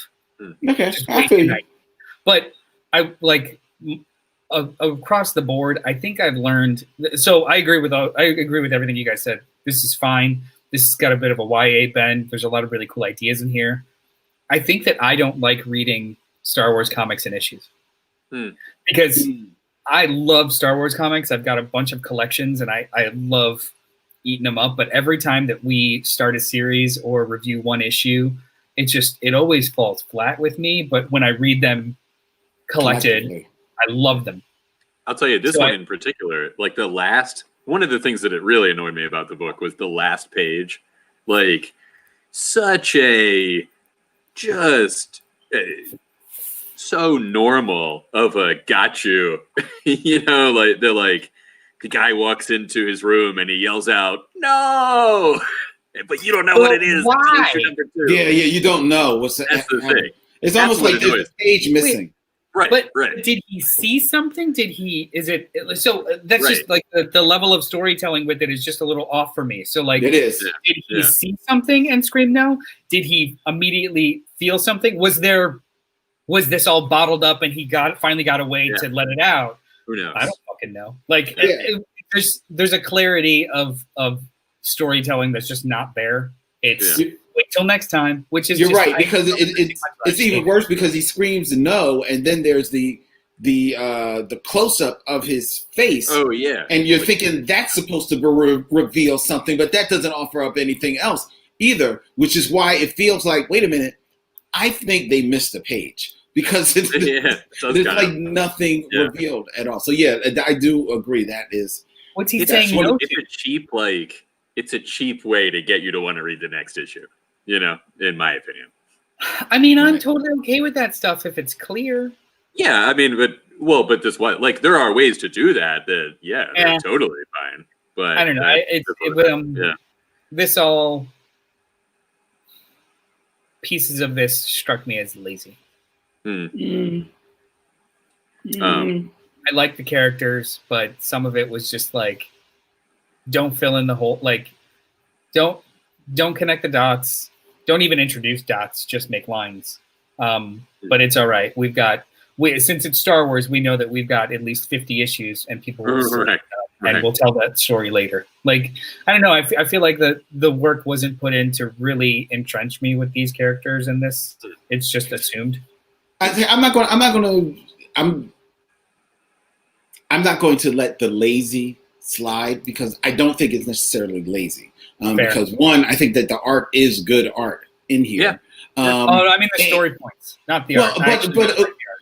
But also, I'm not going to let it lie there either because at its heart is hearts. It's harkening back to the original of Star Wars and what inspired George Lucas to do this movies. And one of the things he's tried to keep baked into the movies and even in the comics was this sense of, his childhood going to the movies and seeing all these movie serials and stuff like that. Absolutely. Yeah. And those stories, and I know because I just rewatched the Batman serials from the 40s, which are horrible. But they all end in pretty much the same way. And so if I'm going to give this writer the benefit of a doubt that they're trying to evoke some of that into the storytelling, I don't think they pull it off, but I'm just not going to say that they're being lazy about it. Lazy is probably the wrong adjective then. It's all right. It's they skipped steps that I was hoping to see. Right? I am okay with, I love cliffhangers. I love serialized storytelling as a practice. That's why we even read comics, to be honest with you. But comparing it to something like The Eternals, so much groundwork had to be laid, so much world building, and it still felt breezy and accessible. This, to me, feels breezy and unclear with so much still off screen or off panel. And it's just like, maybe in 3 issues or 4 issues from now, after I've read in a chunk, I will feel different, much less or different about it. But as a single intro issue, no, it was an empty calorie. It was pretty, it was cool, a lot of cool ideas, but I would not have. There's sometimes when it happens and you are inspired to read the next issue and you can't wait. And then there's sometimes when it happens and you're like, I'm going to hold off for 6 months. See what it's like then, because they clearly couldn't hook it in 20 pages. Gotcha. Right? To me. Fair. I don't think this is bad. And also, too, like, if I had read the novel, maybe all those holes will filled in with context. Right. And I didn't realize that until we started talking, and there are definitely things. Like, I wonder if this reptilian guy lost his arm in that novel. And I know that the main character is the blonde. What's that? The main character of the novel is that blonde. Okay. The head of the head of the beacon. Okay. Yeah, there definitely does seem to be a story that isn't in here, but that exists. But it didn't raise too many questions with me because I mean, in Star Wars, I know that there's a story that isn't in here that it's referencing. You know. Yeah, and I feel like there will be. Some people would push back on me feeling like there's stuff missing, as in, well, there's 4 other things that fill those holes. Like, great. Every single one of these mediums is supposed to be accessible in and of itself, and every other one supports that. Not be sure to continue in this other thing, and then this other thing, and then this other thing. Like, I had some problems with Return of the Revenge of Skywalker. and like a bunch of plot holes, and I expressed those. And JD later told me, because he listened to the novelization, like, oh, they explain everything in the novel. Like, cool. Yeah. That's in the novel. That's common in novelizations, though, too, right? But still, I shouldn't have to read 600 pages of a separate text in order to have plot points that are pivotal filled in. Right. Like, these are supposed to be separate mediums that work alone, but then also together. Right. Just like you're not supposed to have to watch the director's cut of a movie to fill in plot holes from the cut that was released to the general audience. Or just so you're not supposed to necessarily need a 4-hour miniseries and $70 extra million in order to make your movie make sense. Right? Wait, what was that? What was that reference? Snyder Cut. The Snyder Cut. Yeah, but in both of those cases, the director's cuts are like, well, this is what we wanted to do to begin with. You know, not in both cases. Actually, well, I mean, I will say that in BVS doesn't, like, the director's cut doesn't help shit. The movie is actually worse. I haven't seen that one. And I think in the case of novelizations, my understanding is a lot of times it's like the writers write that, and then they're like, oh, wouldn't it be nice if we could fill this in? And then the writers do that. Not that that's the plan all along, but like I know there's a Star Trek novelization where they explain something that happens, and I think that was just the writer of the novel was like, "Ooh, here's my chance to clean up some stuff, you know, make it cooler." I think Peter David has done tons of novelizations of movies and stuff, and he's on the I think he's said in interviews and stuff too. He's just like, "Oh, well, I really liked this one scene in the movie." And I felt like dedicating a whole chapter to it, and then I skipped over this other stuff. Yeah, but like you said though, that's always after the fact, and like a artist choice. All of these High Republic publications were all developed together in the same room. All 5 of these writers that are doing they're like, there's a YA novel, there's a novel, there's comic series, and a YA comic series, and then something else they haven't released yet. But everything was developed at once. They had a big old story summit. So the positive of that is that everyone's on the same page.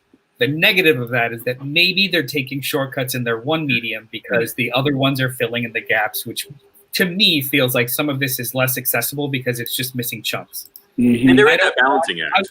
I want to commit to other publications, not feel like I have to in order to enjoy it.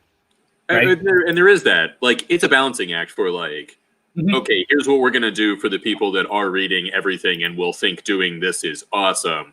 And here's what we're going to do for the other people. Like, what was the Doctor Who thing that crosses multiple media is one of Time Lord Victorious, right? Yeah, and one of them is an escape room in Cardiff. It's like, I'm not getting there. You know what I mean? Like, I'm not going to get that part of the story. Or even kind of like Star Trek Deep Space Nine, which was one of the first, if not the first, non-soap opera type show to just do continuing stories. Yes. And not catch you up on, it's just like, hey, if you're here, you're going to love this. If you haven't been here for the last 2 seasons, you won't know what's going on. That was one medium. That was this ongoing show. That wasn't, hey, in order to understand this plot point, you have to listen to the radio play that came out 2 years ago. But you had to watch the novelization. Yeah, but you're committing to one medium. You're committing to one source. No, I know. So but that there's analogously, Well, it's not analogous, though. No, it is. It is. The whole point.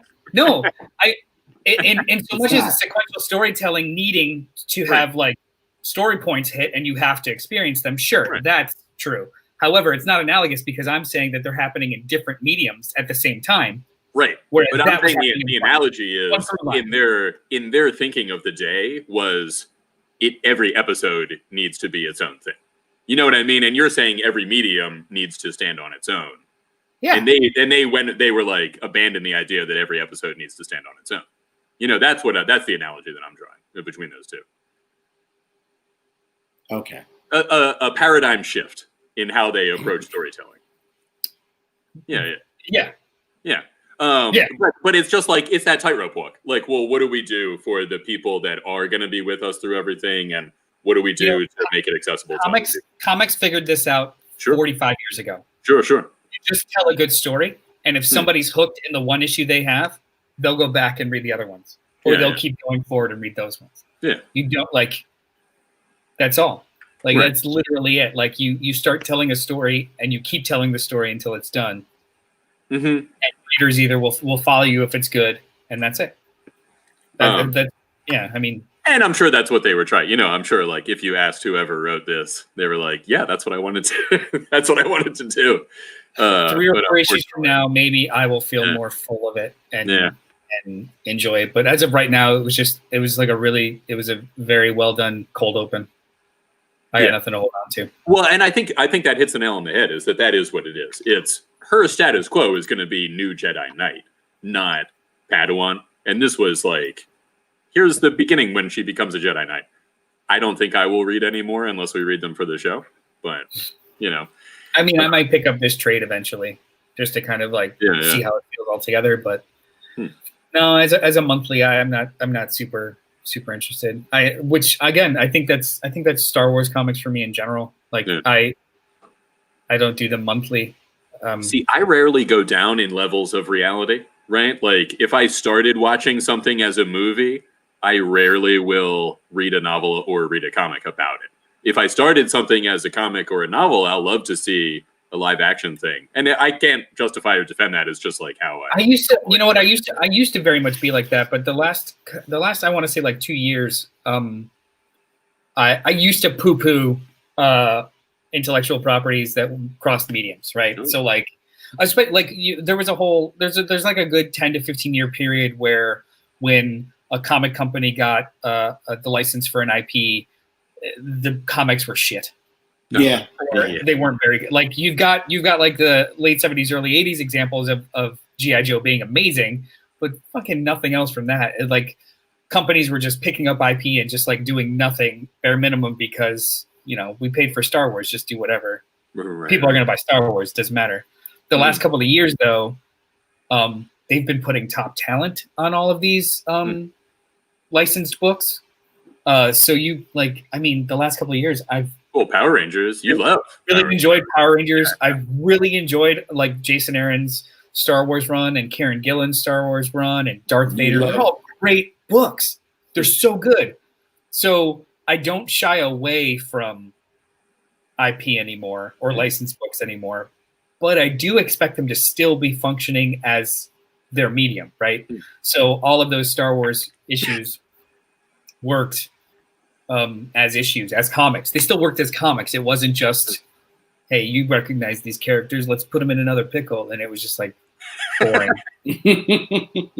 But as issues, I don't like. For me, they didn't work as well in single chapters, but collected story arcs, they were great. Especially because they did a lot of deconstruct. They did a lot of comic book deconstruction of time. So like 6 issues was really one mission, which is like 10 minutes of a movie, and it was not. It did not translate that well to issued comics because it just felt very light. However, when I read them all collected, it was just like, this is awesome, between the scenes coolness, and it's very engaging.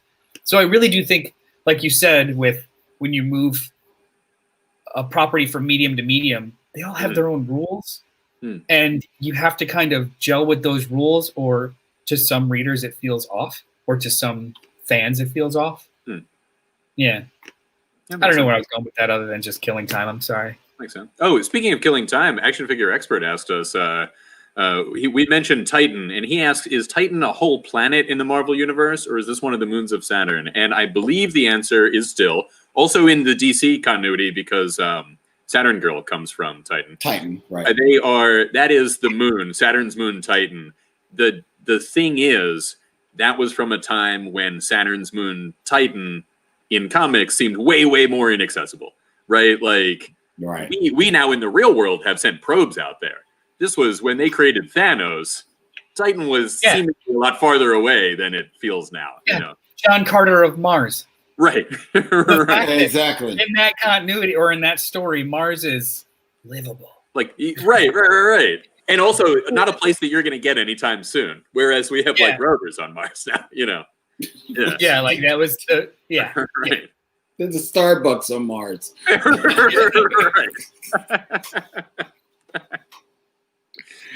That is true. But isn't Titan also supposed to be very big, even though it is a moon of Saturn? It's supposed to be very huge as well. It's like planetoid size, right? Oh, yeah. I don't know. But I mean, there are moons of Jupiter that are prime candidates for life in the solar system. And like you could have a whole society on, I don't really have a good sense of how big the moon is, but you could probably have like our moon, Earth's moon. I think the real Titan is probably big enough. If that was your question, Len, that like you could have a whole civilization. Hey, while he's gone, let's take this opportunity because I tried to do this earlier and he didn't take the hint. Oh, why it's patreon.com/Johnny Destructo. That's a place that he continually tells me that you can donate money to the show. If you want to support the show and everything we do and come back every Sunday morning, hey, you're here for the plug. Yes, he's Johnny Destructo, ladies and gentlemen. He is. Yeah. He's muted. I think he was talking and he didn't realize he was muted. What are we doing? Patreon? Yeah, patreon.com. Yeah, I tried to do it earlier, but go for it. Yeah, he heard that money. Patreon.com, give us your money. Patreon.com/Johnny Destructo will help out the show. And also, if you want to help us out, you can just leave us nice reviews. You can click subscribe and comment below and engage with us and hang out with us, send us emails, do all the sorts of things that you would do for your mother. If you have a good relationship, a patreon.com show. Yeah. If your mom had a Patreon, you'd support it. Yeah. We're basically you ask for money. Actually, it would probably go the other way around. Like your mother would do for your Patreon.com. Exactly. Damn it! If I had a Patreon, my mom would support it. Yeah, exactly. So, to be my mom. Yeah, you are our mom. That's it. Let's switch it around. Be our mother and pay us allowance. You guys on to the next book? We're on to the next book. I thought we're done. I thought that was all the books. There is crossover. Crossover? I forgot all about crossover. I forgot about that. Next up is crossover number 3 from Image Comics by Donny Cates and Geoff Shaw. Monsters and robots falling from the sky, mysterious and familiar. Superheroes joining our intrepid gang on their journey to event Ground Zero. It was fine. You take it. JD, do you remember the joke that I made to you? Ian, he's taking his earpiece out. Do you remember the joke that I made to you in the store when we had these books? And so Spawn is on the cover of this comic. And are we too worried about spoilers for this issue? He's on the cover of the variant. Spawn is on one of the covers. He's on the cover of the variant. Yeah, like that's... Well, so that was the only thing that JD had in the shop. And somebody says, well, who's the big character that shows up here? And JD said, well, I think it's Spawn. And I said, oh, JD, I think it's Madman. as a joke. Did you really? I don't remember that. Yeah. Oh, it's amazing. So clearly Spawn in our minds. Nailed it. Right? So I was a little blown away. I like this book. JD is very like meh. And I don't disagree with the reasons why he think it's meh, but I'm enjoying it.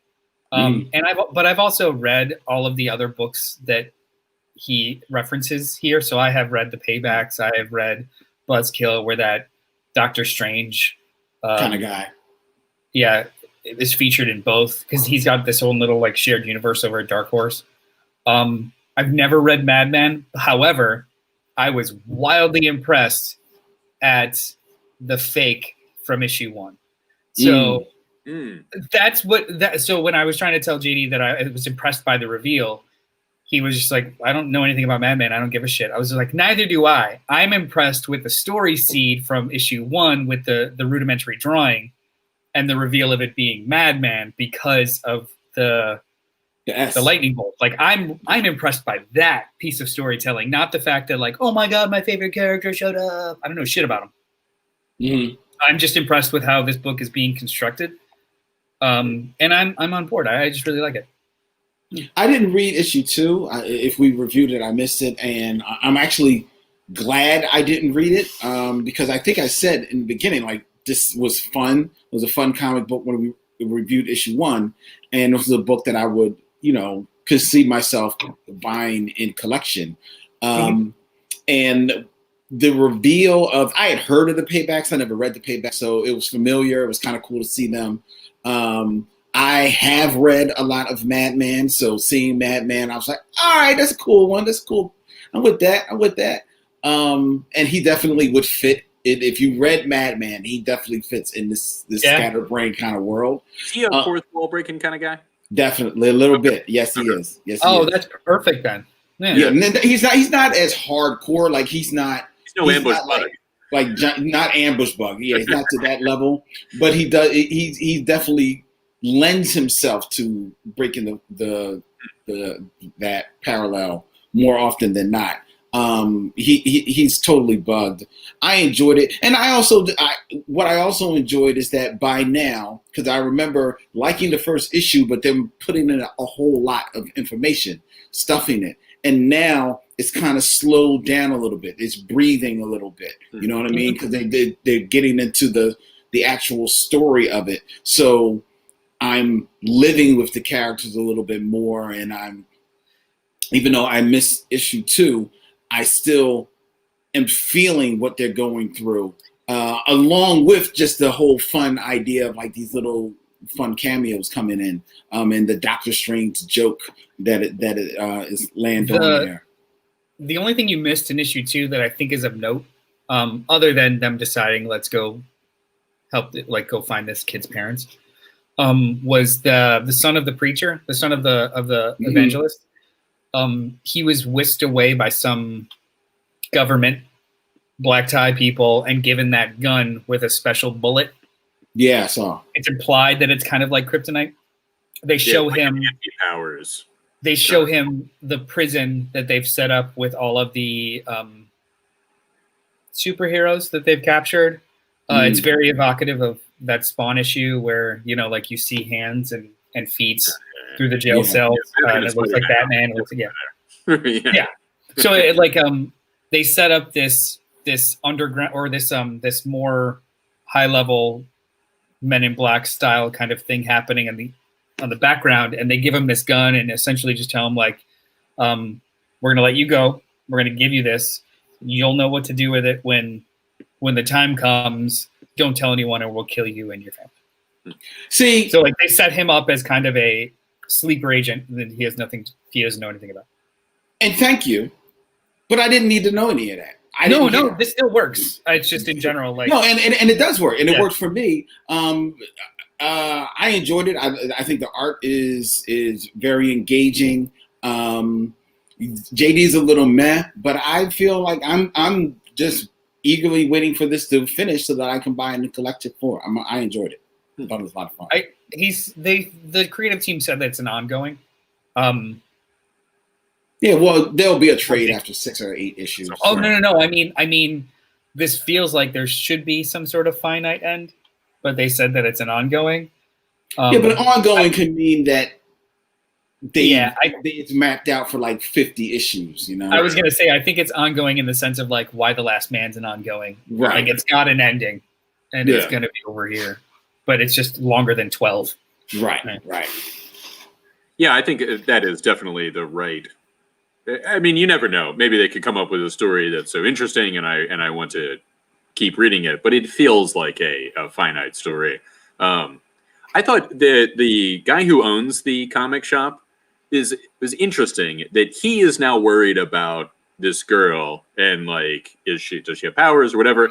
And they don't put this anywhere in the book. But I mean, he owns a comic shop, so I wonder, is he the kind of guy who would be raging against Bolivar Trask? When Bolivar Trask is fictional, but then now that there's this girl that he's like, oh shit, like this is a potentially extremely dangerous person that is here. It's an area that they could get into with him or with people in general that I think could be interesting. Does anybody else get some slight Fables vibes? Oh yeah, I do. I haven't read it. Which works for me. Literal, but yeah. I like this book a lot. I'm not. I like a lot of Donny Cates's work. I don't think he's infallible though. Like it's not like everything he touches is gold. It's just he's just really good at what he does. So I don't want to come across as just like everything is fantastic. There's still a lot of groundwork to cover with this book, but I still am engaged by it. I'm not exactly sure. I don't entirely understand why JD is just meh on it and doesn't just actively dislike it or actively like it.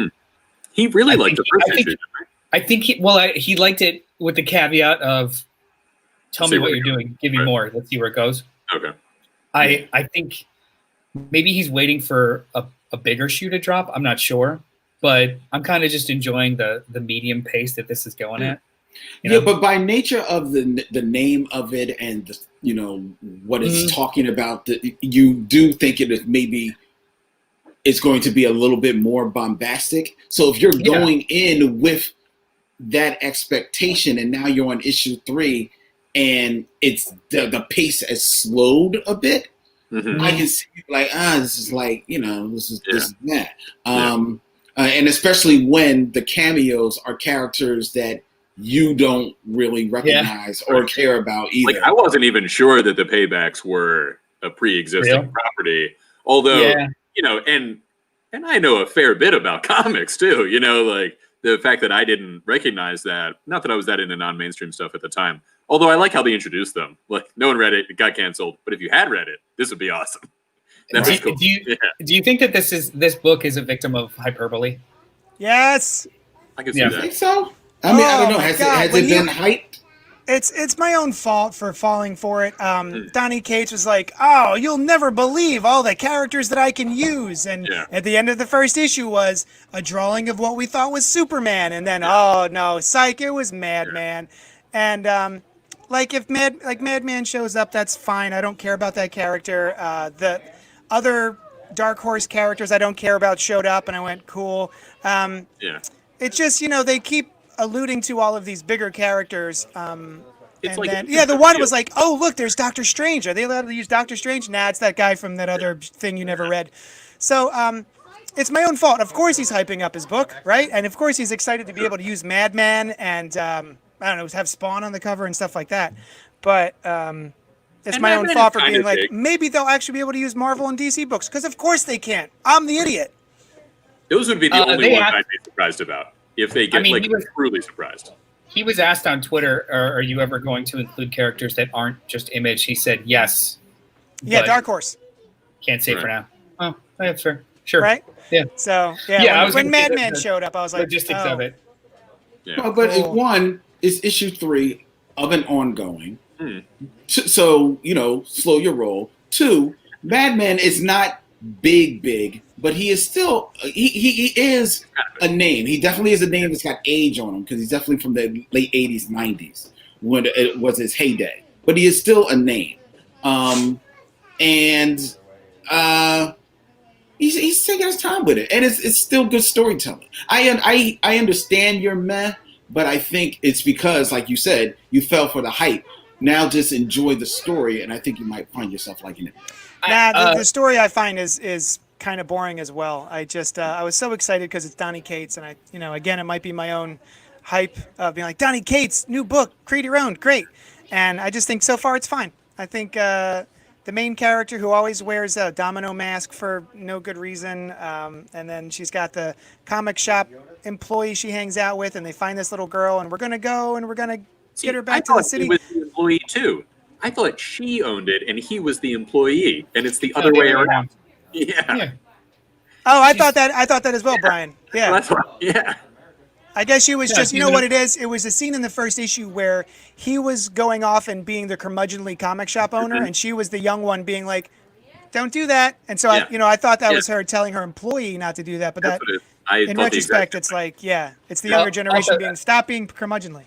Yeah. I took the domino mask thing as in this reality, cosplaying has kind of become a status, FIFA or BLM. Like, this is her expression of protest. Yeah.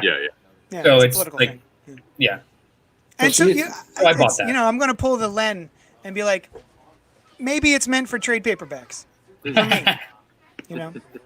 Lynn actually just pulled that a few minutes ago when you were say that? When you were missing, I feel that way about High Republic. I don't think I can enjoy this in issues yet. Like I'd much rather wait to the arc, and then we'll see. I can see that. Action Figure Expert says, when is the next Drunken Gutter talk? Good question. Great question. I think we settled on like the last week of the month or something like that. I thought we did. Yeah. I think so. We're figuring it out. It's going to happen. We're working on it. Yeah. We had too much fun to not do that more often. It was a great deal of fun. And thank goodness for my wife. When I stumbled home, she took care of me. It was wonderful. Oh, very good. Yeah. Nice. She made me egg rolls. Egg rolls. Was that the last book? It is. That was the last one. Yeah. We did it, you guys. Once again. This was a heavy effing week. Like, we could have gone 4 or 5 hours. Like, real quick, if you're reading Thor and if you're reading Venom, they both had incredibly fun, giddy final pages. Like, which is just fun in monthly comics. I don't get all the time. Also, real quick, and I think also you, JT, were 100% correct. I love Generations Shattered. It was awesome. We knew it. Yeah. We didn't hear about it, but we knew Brian would love it. It was great. Yeah. It was. You're not wrong. It's a story that's been seen before, but hey, man, Wave Rider was there, who I've been missing for a long time, and I thought it was. I thought the story was pretty cool too. I read it first, and JD was just like, "Well, what's it like? What is it?" And I think the only word I used was, "It's Dan Jurgens being Jurgens." Yeah. And he was just like, "Oh, okay." Yeah. Like it's just I didn't. And I'm a sucker for like time travel stuff anyway. Like I love time travel stories, so that's 50% of me liking any time travel story is the fact that it exists. I just don't like how none of this DC stuff is connected anymore right now. No. Yeah. Well, I didn't take this to be too much a part. This was just like the thing that could arise at any time where it's like, hey, we're again, it's my own expectations. I thought DC Death Metal would happen, and then that would lead directly into Generations, and then that would lead directly into Future State, and then maybe Generations, the next Generations would be the wrap up of Future State. Right. It's just a bunch of one shots, or not, loosely tethered. Yeah. I'm okay with nothing being connected, but it ticks me off a little bit when they keep referring to the thing that's not connected as a part of it. Like, make Future State different, make Generation Shattered different. Just like stop invoking death metal like it's connected. It's not. Stop it. Yeah. Like you're creating that weird expectation for people to be disappointed by. Like these stories aren't connected at all. No. Yeah, and I thought they were. I honestly did. I was like, okay, so Generations will be the next. That'll be the first part, and that'll lead us directly into Future State. Oh yeah. So it's a bummer. And I'm not particularly sure where the DC universe is headed after this, so that gives me pause. I think Infinite Frontier is where we'll get that. No, I know the name of it. No, I mean, I think that's where we'll get that information. Is like, this will be the playbook. That's what it looks like to me. Let's take money. Let's bet money. I think that's just going to end up being an anthology with like 5-page stories of what each of these new titles are going to be, but there's not going to be any kind of real cohesion. Terry Leahy. Sorry, Terry Leahy is screaming, "It's all connected, bro!" I assume you're falling down a well of continuity, bro. Oh, by the way, Terry, I have a book here for you. Yeah, buy your shit. Yeah. I feel like Infinite. So with the Rebirth one shot, with all of those, like they were introducing a new world.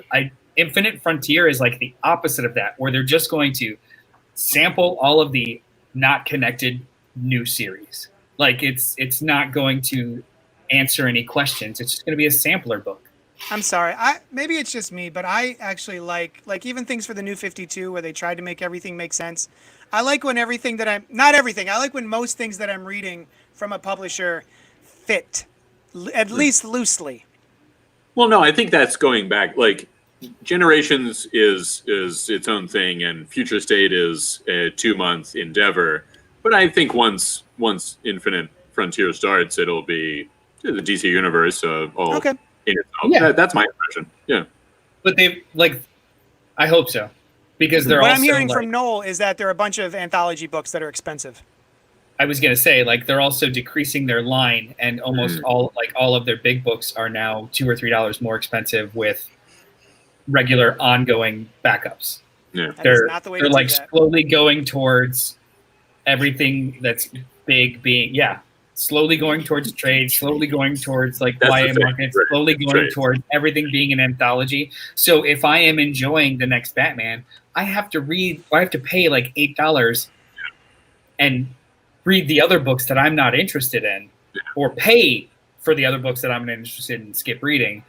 So it's consolidating the market in a way that's not inviting to all readers, just some readers. Or to most readers. Yeah.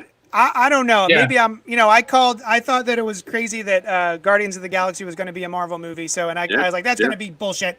And I was wrong. I hope I'm wrong here, but my gut tells me these super expensive anthology issues are going to be a failed experiment. I don't think these are going to work.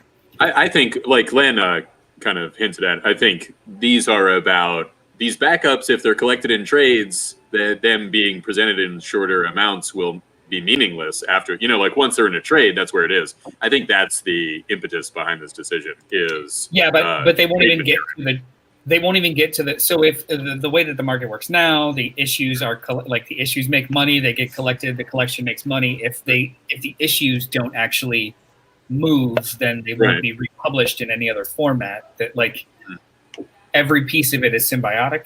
Yeah. Or maybe they're looking for more trades. Just do trades.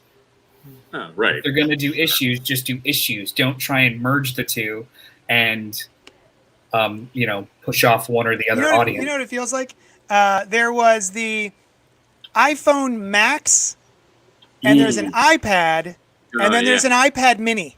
Yeah.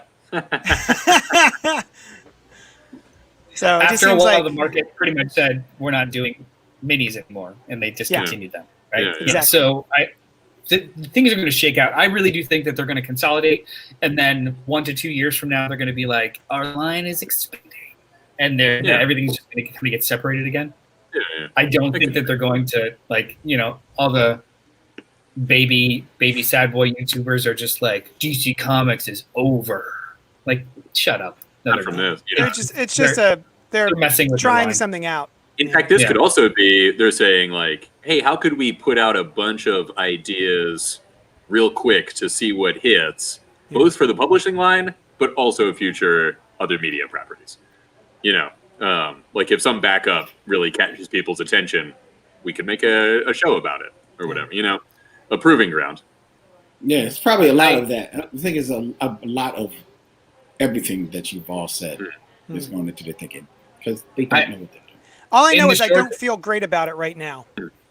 And in the short term, too, all these weird books or smaller books that we've loved by DC are not going to happen, period. Like, you are not going to see B or C characters getting a miniseries or an extra title. It's just they're not going to make room in their line for it in the short term. Everything's going to be Batman, everything's going to be Justice League, everything's going to be Superman, and that's it. It's the exact same thing that frustrates me about their animation line. Although you said that, JD, and I thought of you this week when I saw that the Justice Society movie that's coming out. That's that's Justice League. Yeah, but still, like, it's Wonder Woman, it's Justice League. It's Justice League adjacent when it comes to, like, movies. What? It's not. What's coming out? There's a Justice Society animated movie on the way with what's his name? Matt Bomer is Jay Garrick, I think, who does Negative Man's voice and flashbacks in Patrol. Okay. No, that's Alan Tudyk. Yeah, No, Alan Tudyk. Sorry, not Negative. No, Alan Tudyk is the Nowhere Man. Oh, sorry. Yeah, the guy in the bandages. That too. Oh, that guy. Yeah. Oh, okay, I'm sorry. My bad. It's called JSA World War II. Like, it's just an Oh. Elseworlds cartoon. Yeah. Okay. I like animation. I mean, there's just one drawing, Image. but it looks cool. Yeah. Wait a minute, real quick, because I know JD's really got to go. I watched on HBO Max, and thank God I watched it on HBO Max and I didn't rent it. The Batman Death in the Family. Yeah. Oh, You want to talk about one of the biggest ripoffs of a new movie that they put out there? First of all, it more or less is an anthology because it's one of those movies that's got like 3 short films with them, right? And the short films are Phantom Stranger, which is kind of like almost like the Spectre one they did before years ago, except it's the Phantom Stranger, because it's also a period piece. Phantom Stranger, Adam Strange, which is kind of cool. It's got a kind of a cool quirk to it. And then there is Death, right? And the Death one is kind of flies. like Sandman? Yeah, like Sandman's Death. Oh, really? So those are interesting, right? But this is all connected to the Death in the Family, which is the story of the death of Jason Todd, who would then come back as the Red Hood. This original quote unquote film is, and I'm going to spoil it because I don't give a fuck. Because if you're going to buy it, you're going to buy it for the backups. This original film is Bruce Wayne and Clark Kent sitting in a diner rehashing and going over the Under the Red Hood movie. So much so that besides 2 or 3 interstitial scenes, it is literally Under the Red Hood, the movie, the real honest trailer. That is exactly what this movie is. Weird. I was How like, long is it? Are you Is it dead? like full length? Would you say? I'm sorry. So Is it like full length? Is it as long as their movies normally? It's probably about anywhere between 45 minutes to close to an hour. But it's them sitting there rehashing the story. Now, because they couldn't use all of those same voices, because this is Bruce Greenwood, I think that's his name. The guy who does the voice in Young Justice of Batman, he does the voice of Batman in here. That's not the same person who did Batman in that movie. So yes, it is. well, if it is, that Batman, when they show the clips, you don't hear his voice. You don't hear the only voice from those clips you hear is the Joker. But everybody else's voice, Batman, Jason Todd's, Rob, Nightwing, you don't hear their voice. But it's those exact same clips. They are rehashing that exact story. So the Death in the Family DVD, it was supposed to be interactive storytelling where you do Choose. He dies, he doesn't die, you choose. So I was wondering how they were going to like play it on streaming services. No, I wonder if that's not in here. Yeah. So it sounds like the streaming version is just, we're going to tell you all the what ifs. But it's not even the what ifs. Device. It's not even the what ifs. I'm telling you, it is literally a rehash. Like, I didn't even know that aspect of it. This is a rehash of that movie. That is the entire movie. I was like, and at first I thought that they were opening up with that, and I was like, okay, this is kind of interesting because I wondered how they want to do Death in the Family when they kind of already did it in the Under the Red Hood story. So maybe they're rehashing this because this will be like a sequel to that in some type of way. But no, it's not. Because the big reveal is that he's talking to Clark Kent. That is literally the big reveal. And then all that matters is everyone goes back and watches Under the Red Hood, the DC animated movie, because it was one of the best ones. And then you don't have to if you've seen this one because all the best parts are here. That John DiMaggio. Just go watch that. John DiMaggio is a Joker, yeah. Which at the time I was like, what an odd choice, but intriguing. Good. It is good. Yeah, he did really well. Anyway, this is I mean, watch it for if you're interested in any of those other characters. Like I said, the Death one is pretty cool. Adam Strange is kind of weird, but in a way it doesn't make any sense. And the Phantom Stranger one is kind of fun because they use analogs for like the Scooby-Doo people in it for a little bit. But for the most part, you watch it for the Death one, which unfortunately is the last one. So you got to go through everything else. I hate getting the fast forward button. Man, it's such a drag. Yeah. All right, guys. Thank you so much for hanging out with us. Email us at cultpopgo@gmail.com. You can tweet at me at JD's Hero Complex. You can come down to my shop at 4327 Main Street in Philadelphia, Pennsylvania, Johnny Destructo's Hero Complex. You can help the show out by going to patreon.com/Johnny Destructo. Please like, comment, subscribe, do all that stuff to help our baby YouTube channel out. Brian, where can the people find you? I'm at brianleibdesign.com. Len. Hey, hit me up at every place you find Black Tribbles, at Black Tribbles on all the social media and YouTube. Nice. No. You can hit me up on Twitter at Mr. Bartocci, BARTOCCI, as well as any of the Cultpop media feeds. Nice. Hey. And then join us, Noel and I usually every week will do a Thunder Round video on the YouTube where we do a 60-second review. So be on the lookout for that. Join us here again this upcoming Sunday at 10:30 a.m. for our comic book review show. And hopefully we're going to get you some more drunken gutter talk hangouts it's coming up soon. Definitely. All right, guys. We love you so much. Thank you for spending time with us, and we will talk at you later.